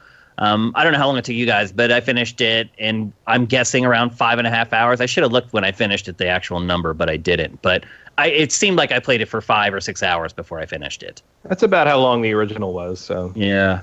Have you finished the game, Matt? I haven't played it. Oh, you haven't played it at all? I'm skipping Resident Evil 3. I don't care. Wow. Because he knows I like it so much. Yeah, I knew Mitch would cover this one. I could not possibly care less about this game. I have Final Fantasy VII pre-ordered and preloaded, ready to go, but I am sitting this one out. Okay, well then Mitch and I will talk about the Resident Evil 3 remake. Mitch, what did you like most about it?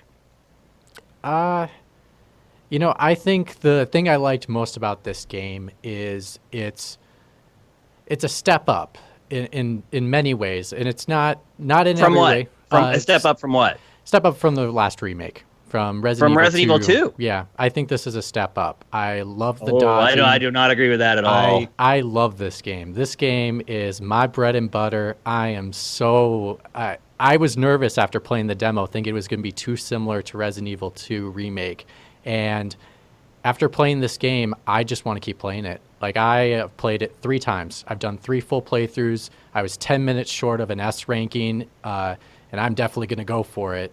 I love the dodging. The dodge mechanic is really well done. If you can get the timing right, it is so satisfying in so many different ways. It's so janky.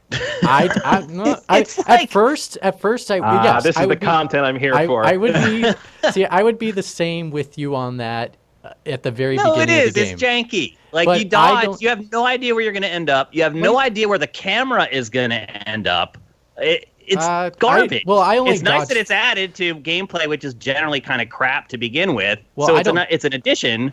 But I don't dodge forward. I'd only dodge forward. I don't dodge backwards or sideways. I think it's awkward to do that. But you don't know where you're going to end up. Like, I do.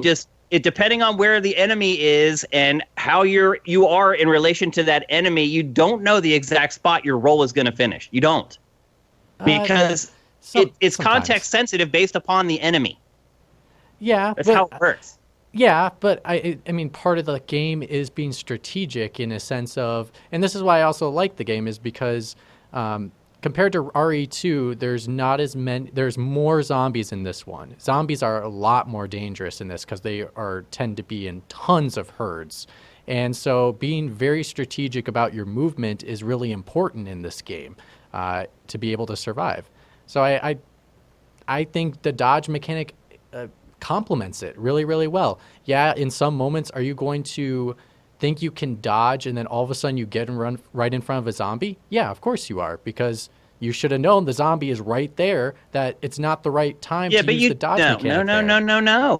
No. You don't know where you're going to end up. I don't. I don't know where you say you don't know where you're going to end up. Look, I do. I can dodge every time. I can do it every time. I can dodge Nemesis. I can dodge a zombie. But you cannot tell me that you know exactly where your character is going to end up when it starts the dodge animation. Because it's not consistent. It does not do the same thing every time, because there may be, like you said, another zombie behind the one that you dodged around. Like, it's not reliable. If you play other games that have these mechanics, it's crap. It improves the gameplay, agreed, because you're not just like the sitting duck, like trying to cruise along the edge of the wall to get around zombies. It makes the game better, but to say it's great or good, I do not agree with that at all. I disagree very much so. I think it works really well, and the mechanic itself, it just works well. I disagree. But other things. The chat seems to be on Mitch's side for what it's worth.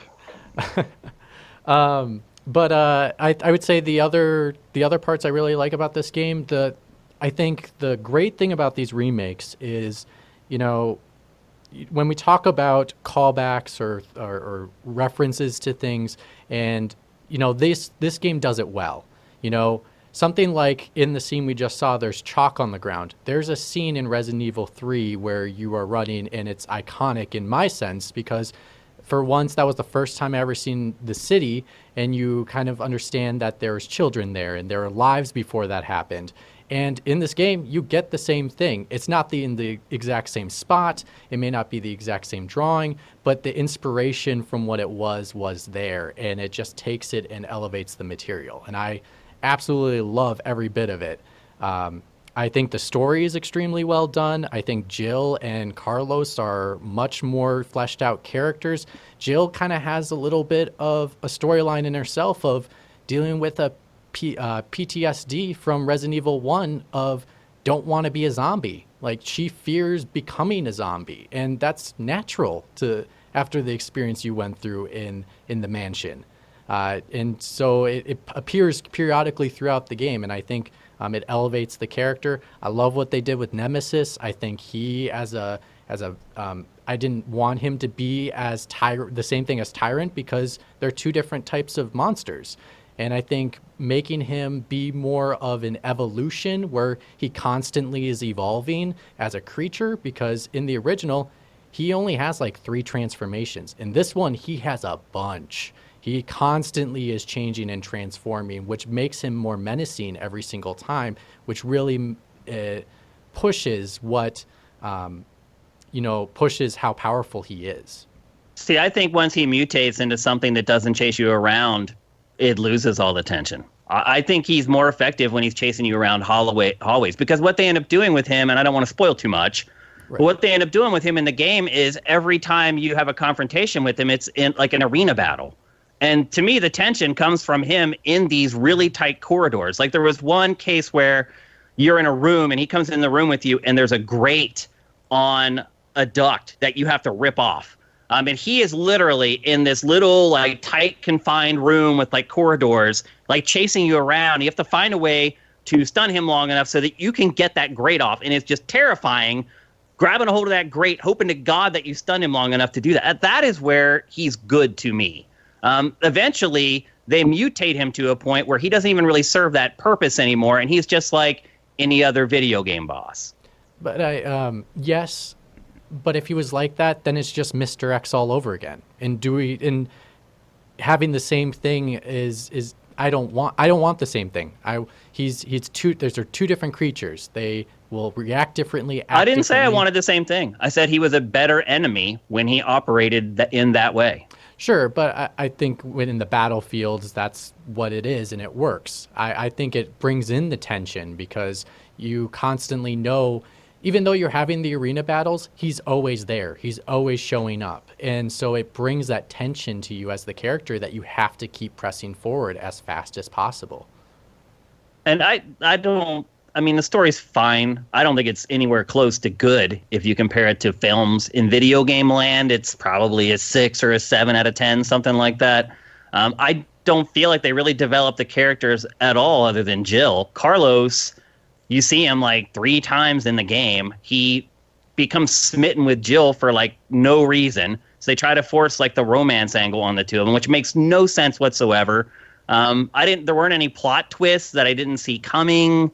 I mean, it's serviceable. I don't think it's a good story. Well, they followed the game. Like that's what the story of the game was. They didn't change a lot. They did some minor tweaks, just like in the RE2 remake, and that's I drastically changing the story. You're arguing that it's better than the Resident Evil 2 remake, and I cannot think of a single way that this game is better than the RE2 remake. I think in a gameplay sense, I'll give you that. I would give you that. I would give you that. And that's what I'm enjoying more about this. The sidestep and the roll does make it better to play. Yeah, I think gameplay sense, this is way better than RE2. And, these two they're two different types of games. Like, to be truthfully honest, if you look at RE2 Remake, you could say that's more of an open world type game. You have the police department. It does expand a little bit farther, but they do connect, and it's a big world that you can constantly go to. This is similar to like the new Tomb Raiders, where they're mini hubs of mini open world areas, but they're not very big. But you are keeping to push forward to go into these areas, and you'll explore them for a little bit and then move on. And I think for Nemesis being the creature that's always pushing you to move forward, and also you trying to get out of the city, it only makes sense to not be in the same environment the entire game, but to just keep moving forward. To me, Resident Evil 2 is a real game. It has ebbs and flows. It has a plot I care about. It actually has a big world to explore with new parts that unlock. Resident Evil 3 is an amusement park ride. It's got a ton of like really, what's the word I'm looking for, gimmicky parts to the game. Like, to me, playing both of these remakes, it's obvious that or at least it seems like Resident Evil 3 is more closely related to its old game, and I feel like Resident Evil 2, because it had a stronger structure to begin with, and with the way that they decided to enhance it or not make changes, I just feel like Resident Evil 2, the remake, feels like a modern game. I feel like Resident Evil 3 feels like a really polished game from the era that it came from. I could see that. I think also what unfortunately hurts Resident Evil 3 always, and it especially hurts this game, first off is, Resident Evil 2 had 2 storylines. Like that you can't, It's hard to battle against that to say, hey, this game, this story can't be justified in 15 hours. To be frank, I finished it in 4 hours and 18 minutes on my first playthrough, but that's just because I'm really good at the Resident Evil games, and so the combat and everything was very similar. There was some new adjustments, but I was able to get through it much quicker, not feeling like I'm going fast. But because there's those two story elements, the game is going to feel longer and it's going to have more value in a sense. No, it is longer. It's way longer. It's like more than double the size of Resident Evil 3. Well, because of the two campaigns. If you played just one of those campaigns, it's similar in length of one campaign. I'm just trying to like give people context in regards to like how long are we talking here. You know, if it's 4.5 or 5. I mean, it's 5 hours long. That's how long Resident Evil 3 is. That's, I would guess, the average completion time for the game. 5 or 5.5 hours. I would say probably. 6 to 7, but that's just me because I'm just comparing it to how I speed run it. I can speed run it in 2 hours to get S ranking. In Resident Evil 2, I mean, I just played it and I started at like 11 o'clock and I finished it at like 6 p.m. and I ate a couple times in between there. So, sure. I mean, it's about 5.5, 6 hours long. That is the big hang up for me with this game. Paying $60 for this game is tough unless you really like Resistance, the multiplayer mode. How much time did you spend with that, Mitch? I played like 5 or 7 matches of Resistance. It was okay. It's not amazing. It's just have you played any of the recent 4v1 games or the asymmetrical games? Like, did you play World War Z or any of that stuff? Have you played Left 4 Dead or any stuff like that? I played Left 4 Dead, and I enjoyed that a lot. I think they're almost, you can't really compare those two really much because they're so drastically different in regards to what you do. In Resistance, it's all about kind of puzzle solving 3 different areas to escape, and then you have the mastermind who's setting up traps and zombies. And I ran into some issues with lag with mine.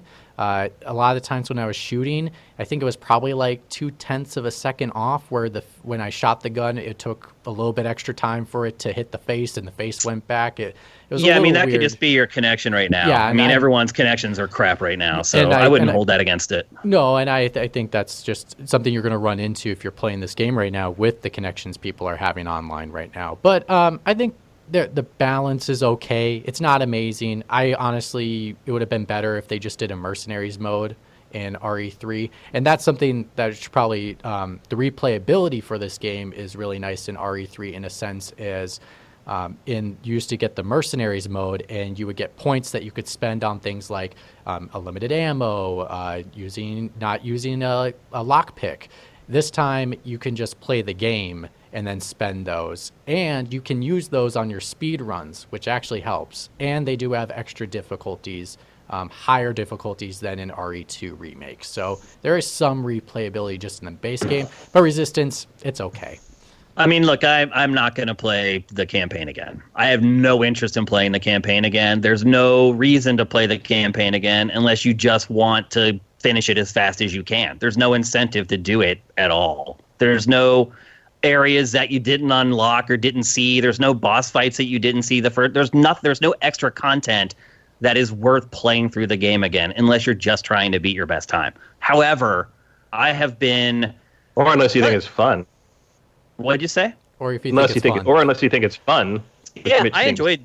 Yeah, I did. I enjoyed playing through it the first time. I wouldn't go back and play it again. I didn't find it that much fun. And again, as someone who played the original... Like 3 years from now.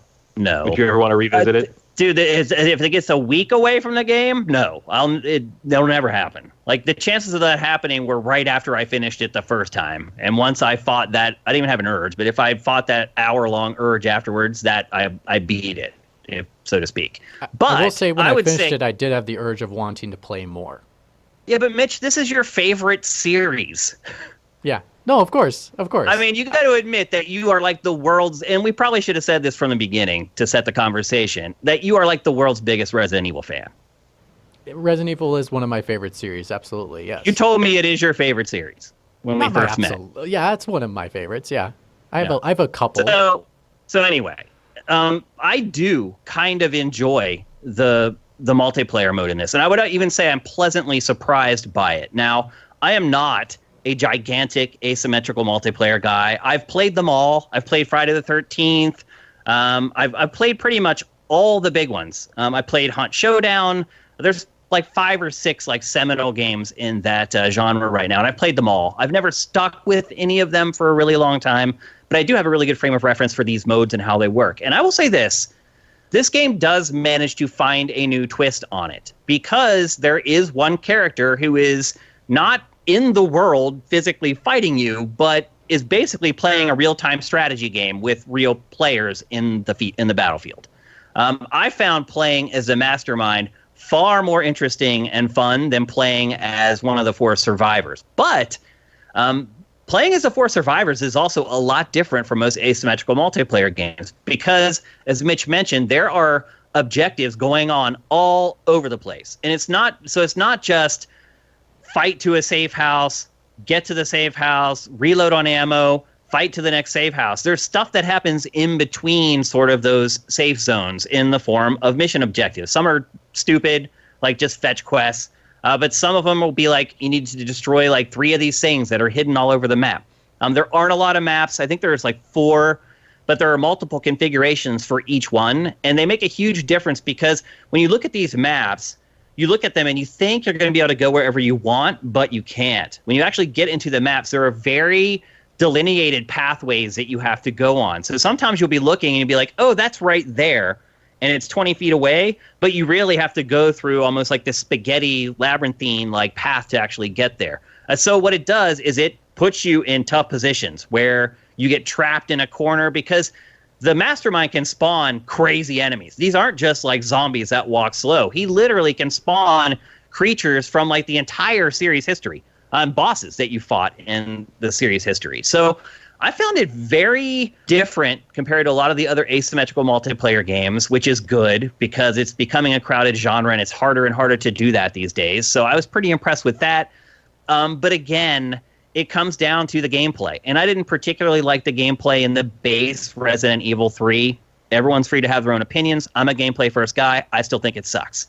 And that carries over into this game, into the multiplayer stuff. So it's very awkward. If enemies get close to you, it turns into this weird thing where you're like trying to get oriented. Again, and it's a problem of the level design, because everything is, they force you into confrontations and there's not enough room for them. And that's where you see the gameplay and the campaign fall apart as well. If enemies get close to you, you're done. There's really no way to get away from it because of the lack of controls that they give you, and that happens in the multiplayer a lot. However, it moves at a really good pace. A lot of matches in games like this can take like 30 to 40 minutes. Like most of these matches are over in like 8 to 10 minutes, so you don't have to commit a lot of time to it. They do a pretty good job of tipping the cap to old Resident Evil games. The masterminds are characters from old games. Most of the characters that you play as survivors are at least tangentially related to characters that have appeared in the series before. I was pleasantly surprised, but the big question becomes, and for me especially, because a 5-hour game for $60 is a no-go for me. So for me, it's a big deal as to whether I'm sticking with the multiplayer, and I don't think I'm gonna. I've played it for a few days. I've leveled up pretty well, and look, there's an elaborate like loot box system and leveling up, and every character has a special, and there's power-ups that you can get and things that you can set that give you like unlimited ammo for periods of time and blah, blah, blah. All the stuff you've seen in games as a service is here. But I think my big problem is the reliance on in this game on teamwork is really, really big and really important. And maybe part of my problem has been I just haven't really played with a good group of people yet. I'm sure if I play with a bunch of friends, my impressions of it would change. But the truth is that when most people play games like this, they do not play with friends. They play with randos online. And that's what I've been doing. And it's been a patchwork experience. I'll have one match that's great and you're with a bunch of good players and everyone's working together and they're reviving each other. And then you'll play with somebody who sees you stuck in a room with a tyrant and like laughs and walks away. So like a lot of multiplayer games, it depends a lot on who you're playing with and if they're communicating. But I will say I was pleasantly surprised by this. So if you're someone who loves these games, loves this genre, then you are someone I would recommend picking up this game, because you're going to get a lot more out of it than that 5 hours that you spend going through the campaign. At least that's my take on it anyway. No, I agree with you 100%. I think if you are a huge fan of Resident Evil, you are going to love this game. If you are an admin fan, I probably would wait till it goes on sale, because the campaign is a little bit shorter, and Resistance isn't, to me, the thing that's going to put it over the top. If it had Mercenaries mode built into this plus Resistance, I think it might be, depending on how well Mercenaries mode was implemented in the game, that I could say it might be worth $60. But at the moment, I can't tell. I can't recommend it to somebody if they're not going to love the series. Yeah, if I had to choose between a Mercenaries mode or this, I would take this. I've already spent more time with this mode than I ever have with the Mercenaries mode. So I think they made the right choice there. Which Mercenaries mode they do, because there are two different kinds. Right. The original is similar to this Resistance mode, where you're trying to go from room to room and get to the end without running out of time, but you add time by killing enemies. Or you do it. Yeah, we should have mentioned that's how it works. It's all based on a timer, and as you kill enemies, you add time. If you pick up health or ammo in the world, you lose time.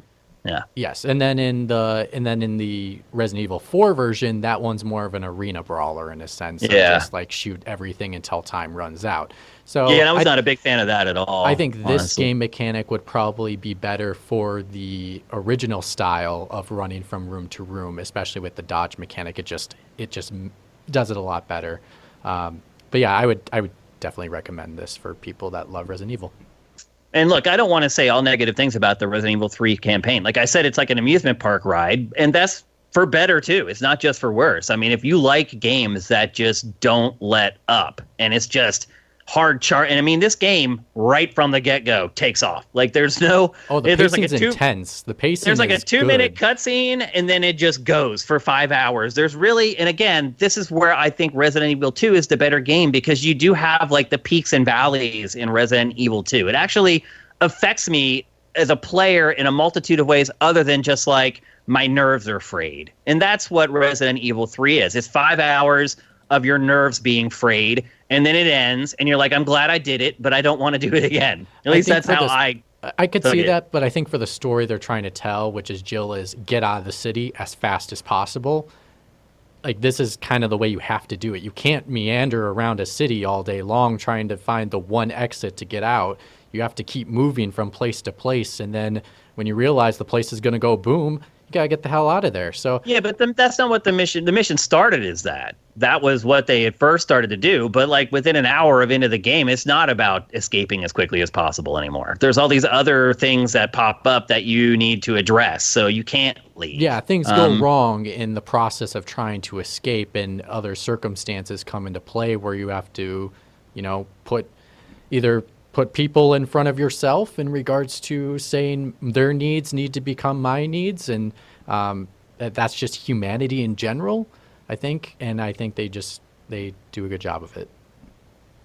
Yeah, I'm just trying to explain to people what it's like to play the game, because right now people are sitting there, they're like, dang, 5 hours. I didn't really like Friday the 13th when I played it, so I'm probably not going to play that thing very much. And so I'm trying to give people an idea of what that 5 hours is like. And it's just stress for 5 hours straight, pretty much, is what it comes down to.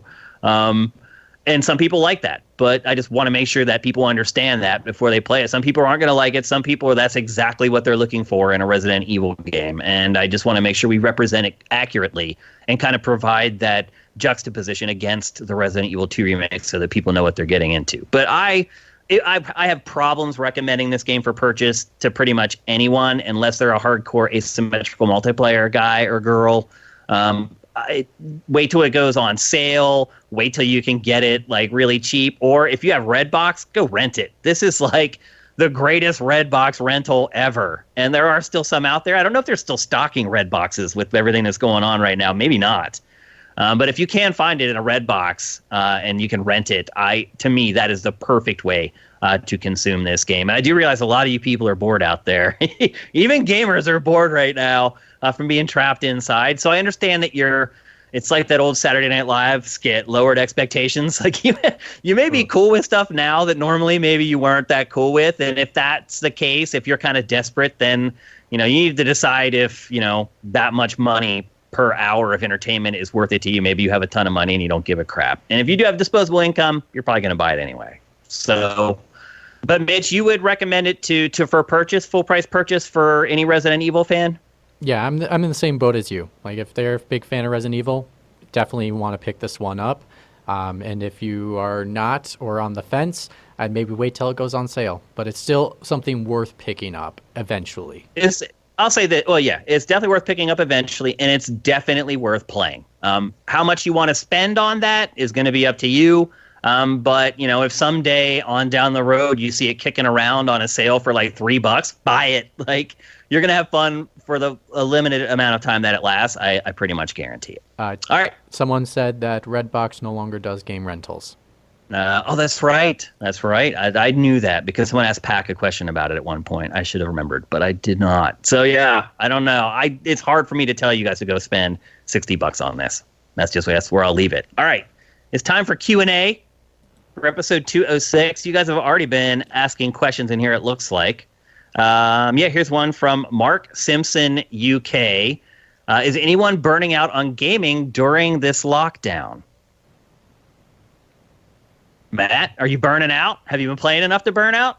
No, I mean, I haven't been playing a ton. I've been catching up on watching things, but I've been playing older stuff that I haven't gotten around to finishing. I've been playing Greedfall. I've been playing Assassin's Creed 2. I started a new game of that. It's really weird to go back to that series and not just see how far it came, but also see oh yeah, this was amazing then. Just the fact that you could run around this city was amazing then, and now it's yep. They added a lot since then. That's about all I've been playing. Really, I mean, I played in Animal Crossing still, and I played a game on the Switch called In Other Waters, which is a cheap $15 indie game. Which I was attracted to because I love extraterrestrial ocean stuff. Scuba. But it's actually, you are the AI helping someone's diving suit through it, and it's literally it's a bunch of radar scanners, and everything on it is a dot on a sonar dish, a sonar picture, and so you're just literally moving dots around. Yeah, you're the AI for a diver, right? Yeah. Yeah, and so you're just seeing text and... It's weird, and I played a fair amount of it, and I think it's okay. But I said to you before we did the show, I'm you probably don't want to put this on the show because it's not exactly a scintillating visual. There are a couple people I'm oh, you could keep an eye out for this game. It looks really cool. And then I played it. I'm everyone just wait. This wasn't what I thought it was going to be. It's no Subnautica. Let's put it that way. What about you, Mitch? Are you burning out at all on gaming during lockdown? Are you kidding me? We had Doom Eternal. That was hella fun. We had Resident Evil 3 Remake. That's hella fun. We have freaking Final Fantasy on Friday. That's going to be freaking fun. I don't... If it was... Certain definitions of fun. Yeah. I was going to say if my life hasn't changed. I mean, my life has been no different. I mean, other than not being able to go out at night and get dinner with my wife or, go out on the weekends and do stuff. My Monday through Friday is pretty much exactly the same. I play games just as much now as I did 60 days ago, as I did 8 months before that, as I did 22 years before that. I mean, I think once you get to the point where you're doing this, you're probably just never going to burn out on playing video games. I mean, if you can go to E3 and just play games wall to wall for 5 days straight, and then it's over and you still want to go home and play a game, I don't think you're ever going to burn out on it. So I just think that's where I am. Somebody followed up with, how are we dealing with a quarantine? That's from Commander Fett 03. I'll start on that one. I'm really starting to freaking hate it. I'm fed up with it. I'm tired of it. I wish people would listen because the longer they don't listen, the longer this is going to drag on. I'm getting to the point where I'm really angry with people now who aren't doing what they're supposed to. I'm at the point, I drove past a farmer's market in LA a couple weeks ago that was full of people. And I drove by. I got really angry, but I drove by. If I would do that now, I would stop and go off. I'll be just perfectly honest with you. So I've reached the end of my rope with the people who don't care as much as other people about other people. Because I do very much, and I'm very concerned about my mother's health. She's elderly. I'm very concerned about my wife's parents. They're elderly. And these people that aren't taking it seriously, not only are they putting those people at risk, but they're also making this crap drag on. Those morons who are spring breaking in Florida, I'd like to sock them in the mouth. Their parents should have socked them in the mouth. So my patience is running out for this, and it's particularly running out for the people who aren't doing what they're supposed to be doing. Matt, how are you doing? Yep. I mean, I don't like being. I mean, I don't mind being inside, but I don't like not being able to see anybody. There's like people I would definitely like to see again. 3 weeks into this, and I'm not like I'm fine by myself, but I also like I do like to be. I'm more extroverted than your average game person. It seems from what I'm seeing on Twitter. So it is starting to grind on me. I have encountered a couple people that don't think the virus is real. Then that created a situation. My patience is at zero with this conspiracy level shit, and it's a hoax thing, and it's just I can't. Like you're not getting any quarter from me on that anymore. Like it's just I've been blocked by a few people on Facebook. It's that just can't handle the idea that that someone's not in control. Like this is all fucking happening, and it's real. And I know 3 people who have died from it already, and it's not a joke. Stay the fuck inside so we can get over with this and get back to some semblance of normal. Because it's the skeleton in the cupboard has come home to roost. We were not ready for this, and we are horribly not ready for this. And if you want to know how horribly not ready, look at South Korea, because their first case was the same day ours was. Yeah, and they're doing great. Yeah. I would say probably for me it's a little trickier. Just because I moved here in January and picked up my life and moved to Los Angeles, so Shane's kind of my only local friend besides my roommates and Matt as well. And so it's kind of hard because I haven't made a ton of friends since I've been here because I've been focused on this stuff. And so it's been a little strange and a little difficult. And I kind of just want to go outside and do things so I can interact with more people. Well, it sucks to move someplace new, and then you're there for 3 weeks, and then you're just locked in, and you can't adventure around the city and see all the. I mean, you've seen probably 1/50th of Los Angeles at this point, and you can't. Even worse because LA is such a city you have to go to. LA is such a going out and finding things and doing things, and if you just have to sit. And, that was the worst when I first moved here in 2000, and I didn't have a real job for a couple months, and I was just stuck in the house we were all renting, during these sunny days, and there was nothing to do, and everyone else was gone. I mean, this is a little better because no one else has anything to do either except work from home. But it's just that thing where LA is a weird, sunny torture chamber if you don't have something to do and somewhere to be. Yeah. It's just how it is. Fortunately, the weather has not been amazing the last couple of weeks, so it's at least been okay to say, I'll stay inside. It's cloudy or it's been raining, and it's not been super sunny and super hot, so at least that helps a little bit. But the rain is nice just because it makes it feel like you should be inside. Exactly. Yep. Yeah. And so I've just been playing a lot more games. So I finished Yakuza 3 and gonna go on to 4. Slagathor, thank you for all the bits and love and subs. I think we hit level 3 of the hype train. You did. Thank you. Yes. Let's see. We have a couple other questions. Sneaky Shalid Snake asked me if I do not replay games, and I do not. I used to be a completionist. You could go back and look at the saves on all my old N64 carts and all the original PlayStation games, and probably even through the PlayStation 2 era, I was like that, where if I played a game, I was going to collect everything in the game. I was going to play it until I'd exhausted all the content.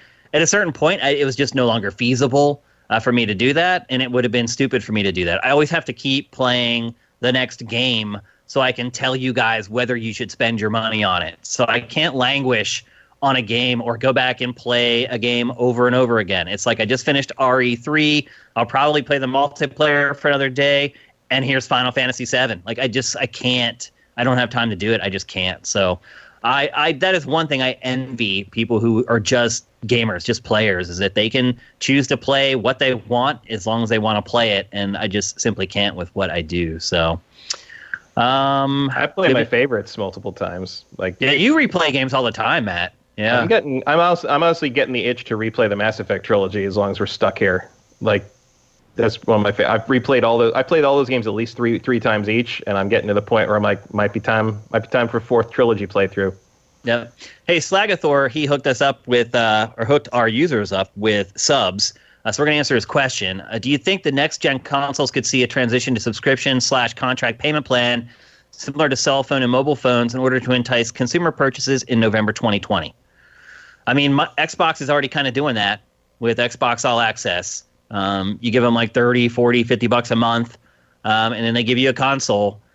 There's still some questions about how that works as far as like when you do pay it off, do you keep paying, or do they just let you keep the console? I'm not 1,000% sure how that stuff works, but I would say this: it hasn't seemed to make a big difference for Microsoft so far. This isn't new. They've been doing this basically since the middle of this generation.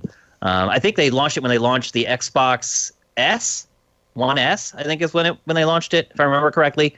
So about halfway through this gen, they launched it, and I haven't talked to a lot of people that have been doing it. I haven't heard a lot of chatter about it on social media, so it doesn't seem to be moving the needle.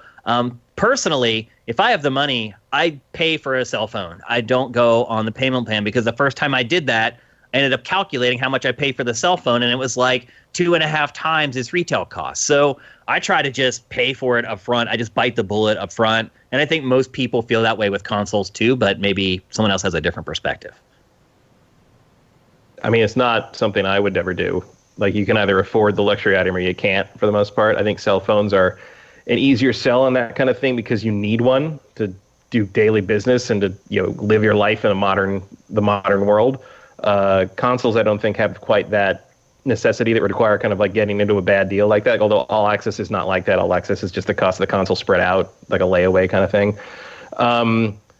Also, I think like the cell phone model works better if you are running your own stores. Like, you know, like if you're going into the Apple store or going into the Samsung. You know, I think the industry is just different in that regard, and the impetus to upgrade is there in such smaller time increments that I think that model makes more sense there. And for consoles, it only come out once every 5 to 6 years. I don't think that's quite as relevant. And I feel like individual stores, individual retail chains can handle that sort of payment plan thing on their own. You don't really need the involvement of Sony or Microsoft.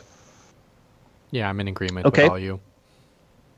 Here's one from Tibbs in Bits. Do you think the move to work from home will improve or worsen the conditions of game developers? Apparently, the Last of Us Part 2 QA team were still going through brutal crunch at home. Not surprised by that at all. What do you guys think?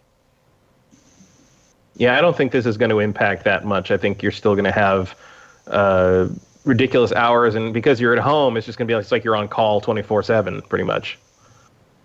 Yeah, but I think I'll the only say thing this: that changes there are is advantages that to working from home. I was going to say the only advantage they have would be, you know, they can actually see their family, like physically, instead of having to be in an office. And like if they go to bed, they can actually go to bed in their own bed and then wake up early to keep working on the game. But I don't know if it. I think developers may find a way to make like times to say like, hey, during the final stretch, you guys can work from home so you can crunch at home instead of doing it at the studio, if it's as efficient. I think if they get it all set up, absolutely it could change stuff. I really think that if they get it all set up and everybody has what they need from home and they're happy with their security protocols and nothing leaks, I know that's a lot of ifs, but if that all happens, I do think that you could see a shift of developers working from home permanently on projects. And I don't think it's just the gaming industry either. I think that's going to happen in a lot of industries, because for years and years we were told you can't work from home, we need you here. Well, we're proving right now that in a lot of businesses that is absolutely not true at all. Yep. And I also think a whole lot of meetings could have been emails. Yeah, absolutely. And I also think these companies are going to figure it out. They're going to be like, wait a minute, we've been paying how much money to provide a home for people to come to, like 20,000 people to come to, like, and we only need a home that will hold 5,000 people? Okay, we're cool with that. The overhead goes way down. So I think this is going to be a reckoning just across so many industries. I think, and especially with the financial downturn we're going to have, it's going to necessitate that these companies look for ways to pinch pennies and save money. What better way than getting rid of that lease on that gigantic crater of a building that you've had all these years for a smaller downsized version that's way cheaper? So I think not just games. I think every industry right now is kind of having a reckoning, and they're trying to figure out, you know, when we come back, do we want it to stay this way? And I think a lot of companies are going to say, yeah, they do want it to stay the way it has been over the last few months. So we'll see, but that's at least what I think is going to happen. And if you work from home, you get to have your cat. That's true. Yeah. Oh, awesome. I was going to say the only other thing I would say on top of that would be is, there are statistics to prove that working from home is more efficient than working in an office, or even something as simple as doing a 4-day work week instead of a 5-day work week creates more proficiency with people. So there is some benefits that maybe they'll see the upside once people start working from home like they are now. Cat's crying, Matt. She's growling. She doesn't like being held. Here's one last question from one Supermaster gamer. Do you think that games as a service will make the next gen system not successful? Younger games seem to not care about the new systems or graphics. Is innovation dead in the gaming industry? So 2 questions there. Will games as a service make the next gen games not successful? Next gen systems not successful? No. I think they'll make them more successful. Probably. And also, I don't think you're seeing that model being all that prevalent, really. Like there's a subset of publishers that are trying to have their game as a service as one of the kind of pillars of their business, but like everything isn't going to game as a service. Like that's just not happening. And things like Anthem are going to kill a lot of those ideas in their cradle. Yeah, I think the staples are already there, and they don't have anything to release currently that's going to overtake one of those people. So we haven't seen it as often, probably in the last couple of years than we had in the last 5 years. Going back to a prior question or topic, Erebus Jones says that he has an Xbox through All Access, and once you pay it off, it's yours, and there's no interest. So with that in mind, maybe it does have a better chance of happening. Microsoft is just willing to just flush money down the toilet. It's really remarkable how much money it's willing to lose to try to get a foothold on Generation 9. Okay, the next question from one Supermaster gamer. Younger gamers seem to not care about new systems or graphics. Is innovation dead in the gaming industry? No. Yeah. I would say it never is. I wished it were. I don't agree with that either. Innovation is never dead in the game industry. Innovation is always getting better. Innovation is always moving forward. And I can show you letters from game magazines from 1991 making the same complaint. It's always the same thing. Innovation's dead. Creativity is over. Everything's a clone. No, it's not. It's always moving forward. You're just not looking in the right places. I didn't think it's slowed down. I think that's the law of diminishing returns. It makes it makes perfect sense. It's the law of diminishing returns. Every time somebody comes up with a new idea, it's harder to make the next idea because that idea's off the board. It's just common sense. Still do. You've got to look beyond AAA space. Indie games have come up with more new ideas in the last 10 years than we could have thought of in the 10 years before it. Like it's constantly moving forward. It's just not necessarily going to come out of like Naughty Dog. Well, I just think it's not necessarily going to be in a good game. I mean, that's the problem. People are coming up with ideas. They're just not executing them very well. Yeah, well, I mean, I certainly agree with that because execution is 10 times more important than innovation. So, but eventually that good idea will be executed well. I think more tools added into the toolbox for next generation, like including the things like 3D audio, those types of things breathe innovation. Like the more tools you can give someone, the more innovative you can be. You can upscale or change and create a whole new idea that you couldn't create before. So I think as long as the tools are increasing and trying new things to offer for developers, the more creativity you'll get still from people and innovation will happen. I think younger gamers are going to, once they see games like Spider-Man 2, they're going to change their mind and go, oh, I want that console. I don't know about that. I think what he's getting at is that a lot of the young audience just plays free-to-play games. And he's right. They do. Mm-hmm. Did you see the numbers today for Riot's shooter? Like, it set records for Valorant today. They did a stream, and they were giving away codes, and Twitch exploded. That's not really a AAA game. That's a free-to-play game from a free-to-play developer, although I'm not 100% sure if it is going to be free-to-play yet. But it is from a free-to-play developer.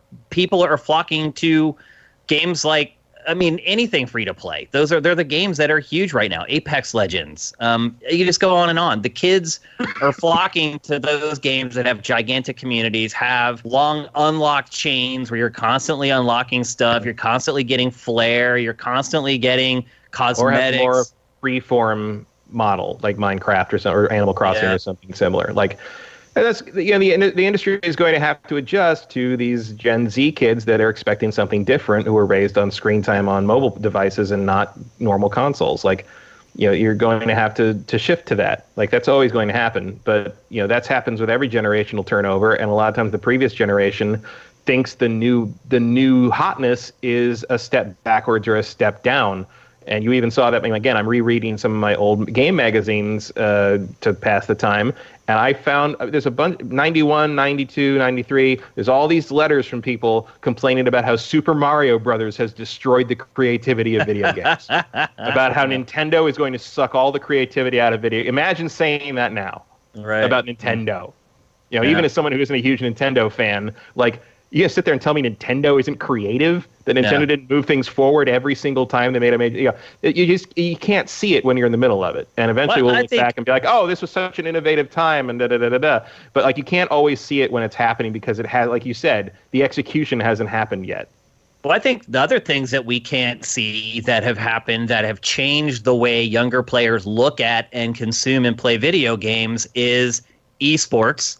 The possibility that if you get good enough at playing a video game, that you can get rich, and YouTubers or and at least influencers. If that could be your job. Yeah, and YouTubers and influencers, where if you become an expert at a particular game, your YouTube channel could explode, and you could become rich that way. Gamers have more motivations now to play video games than we did when we were growing up. I purely played video games to have fun. That was it. There was no other motivation whatsoever. That's all I had. Now, you're an 8-year... my nieces and nephews, they're like 6 and 7 years old. They already launched their YouTube channels. Like, I was 6 or 7. I was still, like, out in the backyard hitting baseballs with it, like, hitting rocks with a stick. Like, my niece is 11, and she does Instagram, like, art commissions. Yeah. I mean, that's what I'm saying. Amazing. Like, it's just everything is shifted for youth today. So they're not right and they're not wrong. It's just the way society is now. I'm glad that there are other things that will get kids into gaming. That's the way I look at it. If somebody wants to join gaming just so they can play League of Legends and try to make the LCS and become an esports athlete, that is great. Because I guarantee you, as he gets older, he's going to start playing other video games. If somebody wants to do it to become a YouTuber, that's great, because they can become an evangelist to get other people into loving video games. So I think it's all good. It's all gravy. It's just different from when I grew up anyway. And I think a lot of you, honestly, because I looked at our demographics, and our demographics are pretty freaking amazing, by the way. I don't know if you'll ever see a website that skews at our age. Definitely not a gaming website. So I think a lot of you guys are on the same level with where we're at. So anything else to add to that, guys? We're old. You're saying we're old. Well, someone put in the comments that kids don't breathe into the video game industry. Put money in the industry? Yeah, they're not the ones that feed the industry. It's their parents do. Their parents' credit cards absolutely do. Like, all these kids have, like, their parents' credit card hooked up into Fortnite or hooked up into League of Legends, and their parents give them a budget. All my brothers and sisters do this. They're kids who are at an age of playing, like, free-to-play games. They have a budget, and they have their credit card set up, and yeah, they're absolutely putting money into it. They're just not buying the traditional package $60 game anymore. They're playing a free-to-play game that in a lot of cases, they're dumping way more than $60 into per year. So it's just different strokes for different folks. I think we should be accepting of everyone and see how all these different people contribute to more money coming into the industry so that we get more games that we like God of War or Cyberpunk 2077. So it's, instead of swimming against the grain of these people, let's swim with them. Like, we can make the industry better together. That's the way I look at it. So, all right, that's it for GameFace episode 206. This room that I am in, I think it's about 100 degrees at this point. From all the gear in here with the door closed, I am, like, sweating. It's brighter than it was. Yeah, I don't know why that is, honestly. Because the sun usually goes down and it comes in through our other window over here as the day goes on. So I don't know what's going on. I think the cloud cover, like, moved away. That could be. I will say this: it has been very weird doing this show, sitting here as the host, trying to keep a conversation going with people I can't see. I haven't been able to see Mitch at all. Matt pops up every once in a while on my screen. I think the show got better as it went on. I think I got a better handle on it. But give me a little leeway here while I get this sorted out. Production values, we'll keep trying to improve those. Make sure that the audio is better with every pressing week. But Mitch is the man. He jumped on the grenade. He went into the studio today to handle the show. Mitch, thank you, man, for doing that. Of course. Anytime. That's what I'm here for, right? Yep. And yep. And we'll be back next Tuesday at 1 p.m. Pacific, 4 p.m. Eastern for the next episode. So, guys, we're all in this together. I know it sucks, and I know it's really starting to grate on everybody at this point, myself included. I'm right there with you. But thank God we're gamers. I mean, really, thank God, because all my friends who aren't are absolutely going bonkers right now. So we have that. And you'll have us, because we're going to be here for you guys until this crazy madness finally comes to an end. So everybody have a great week. Stay safe. Stay inside. GameFace is up and out.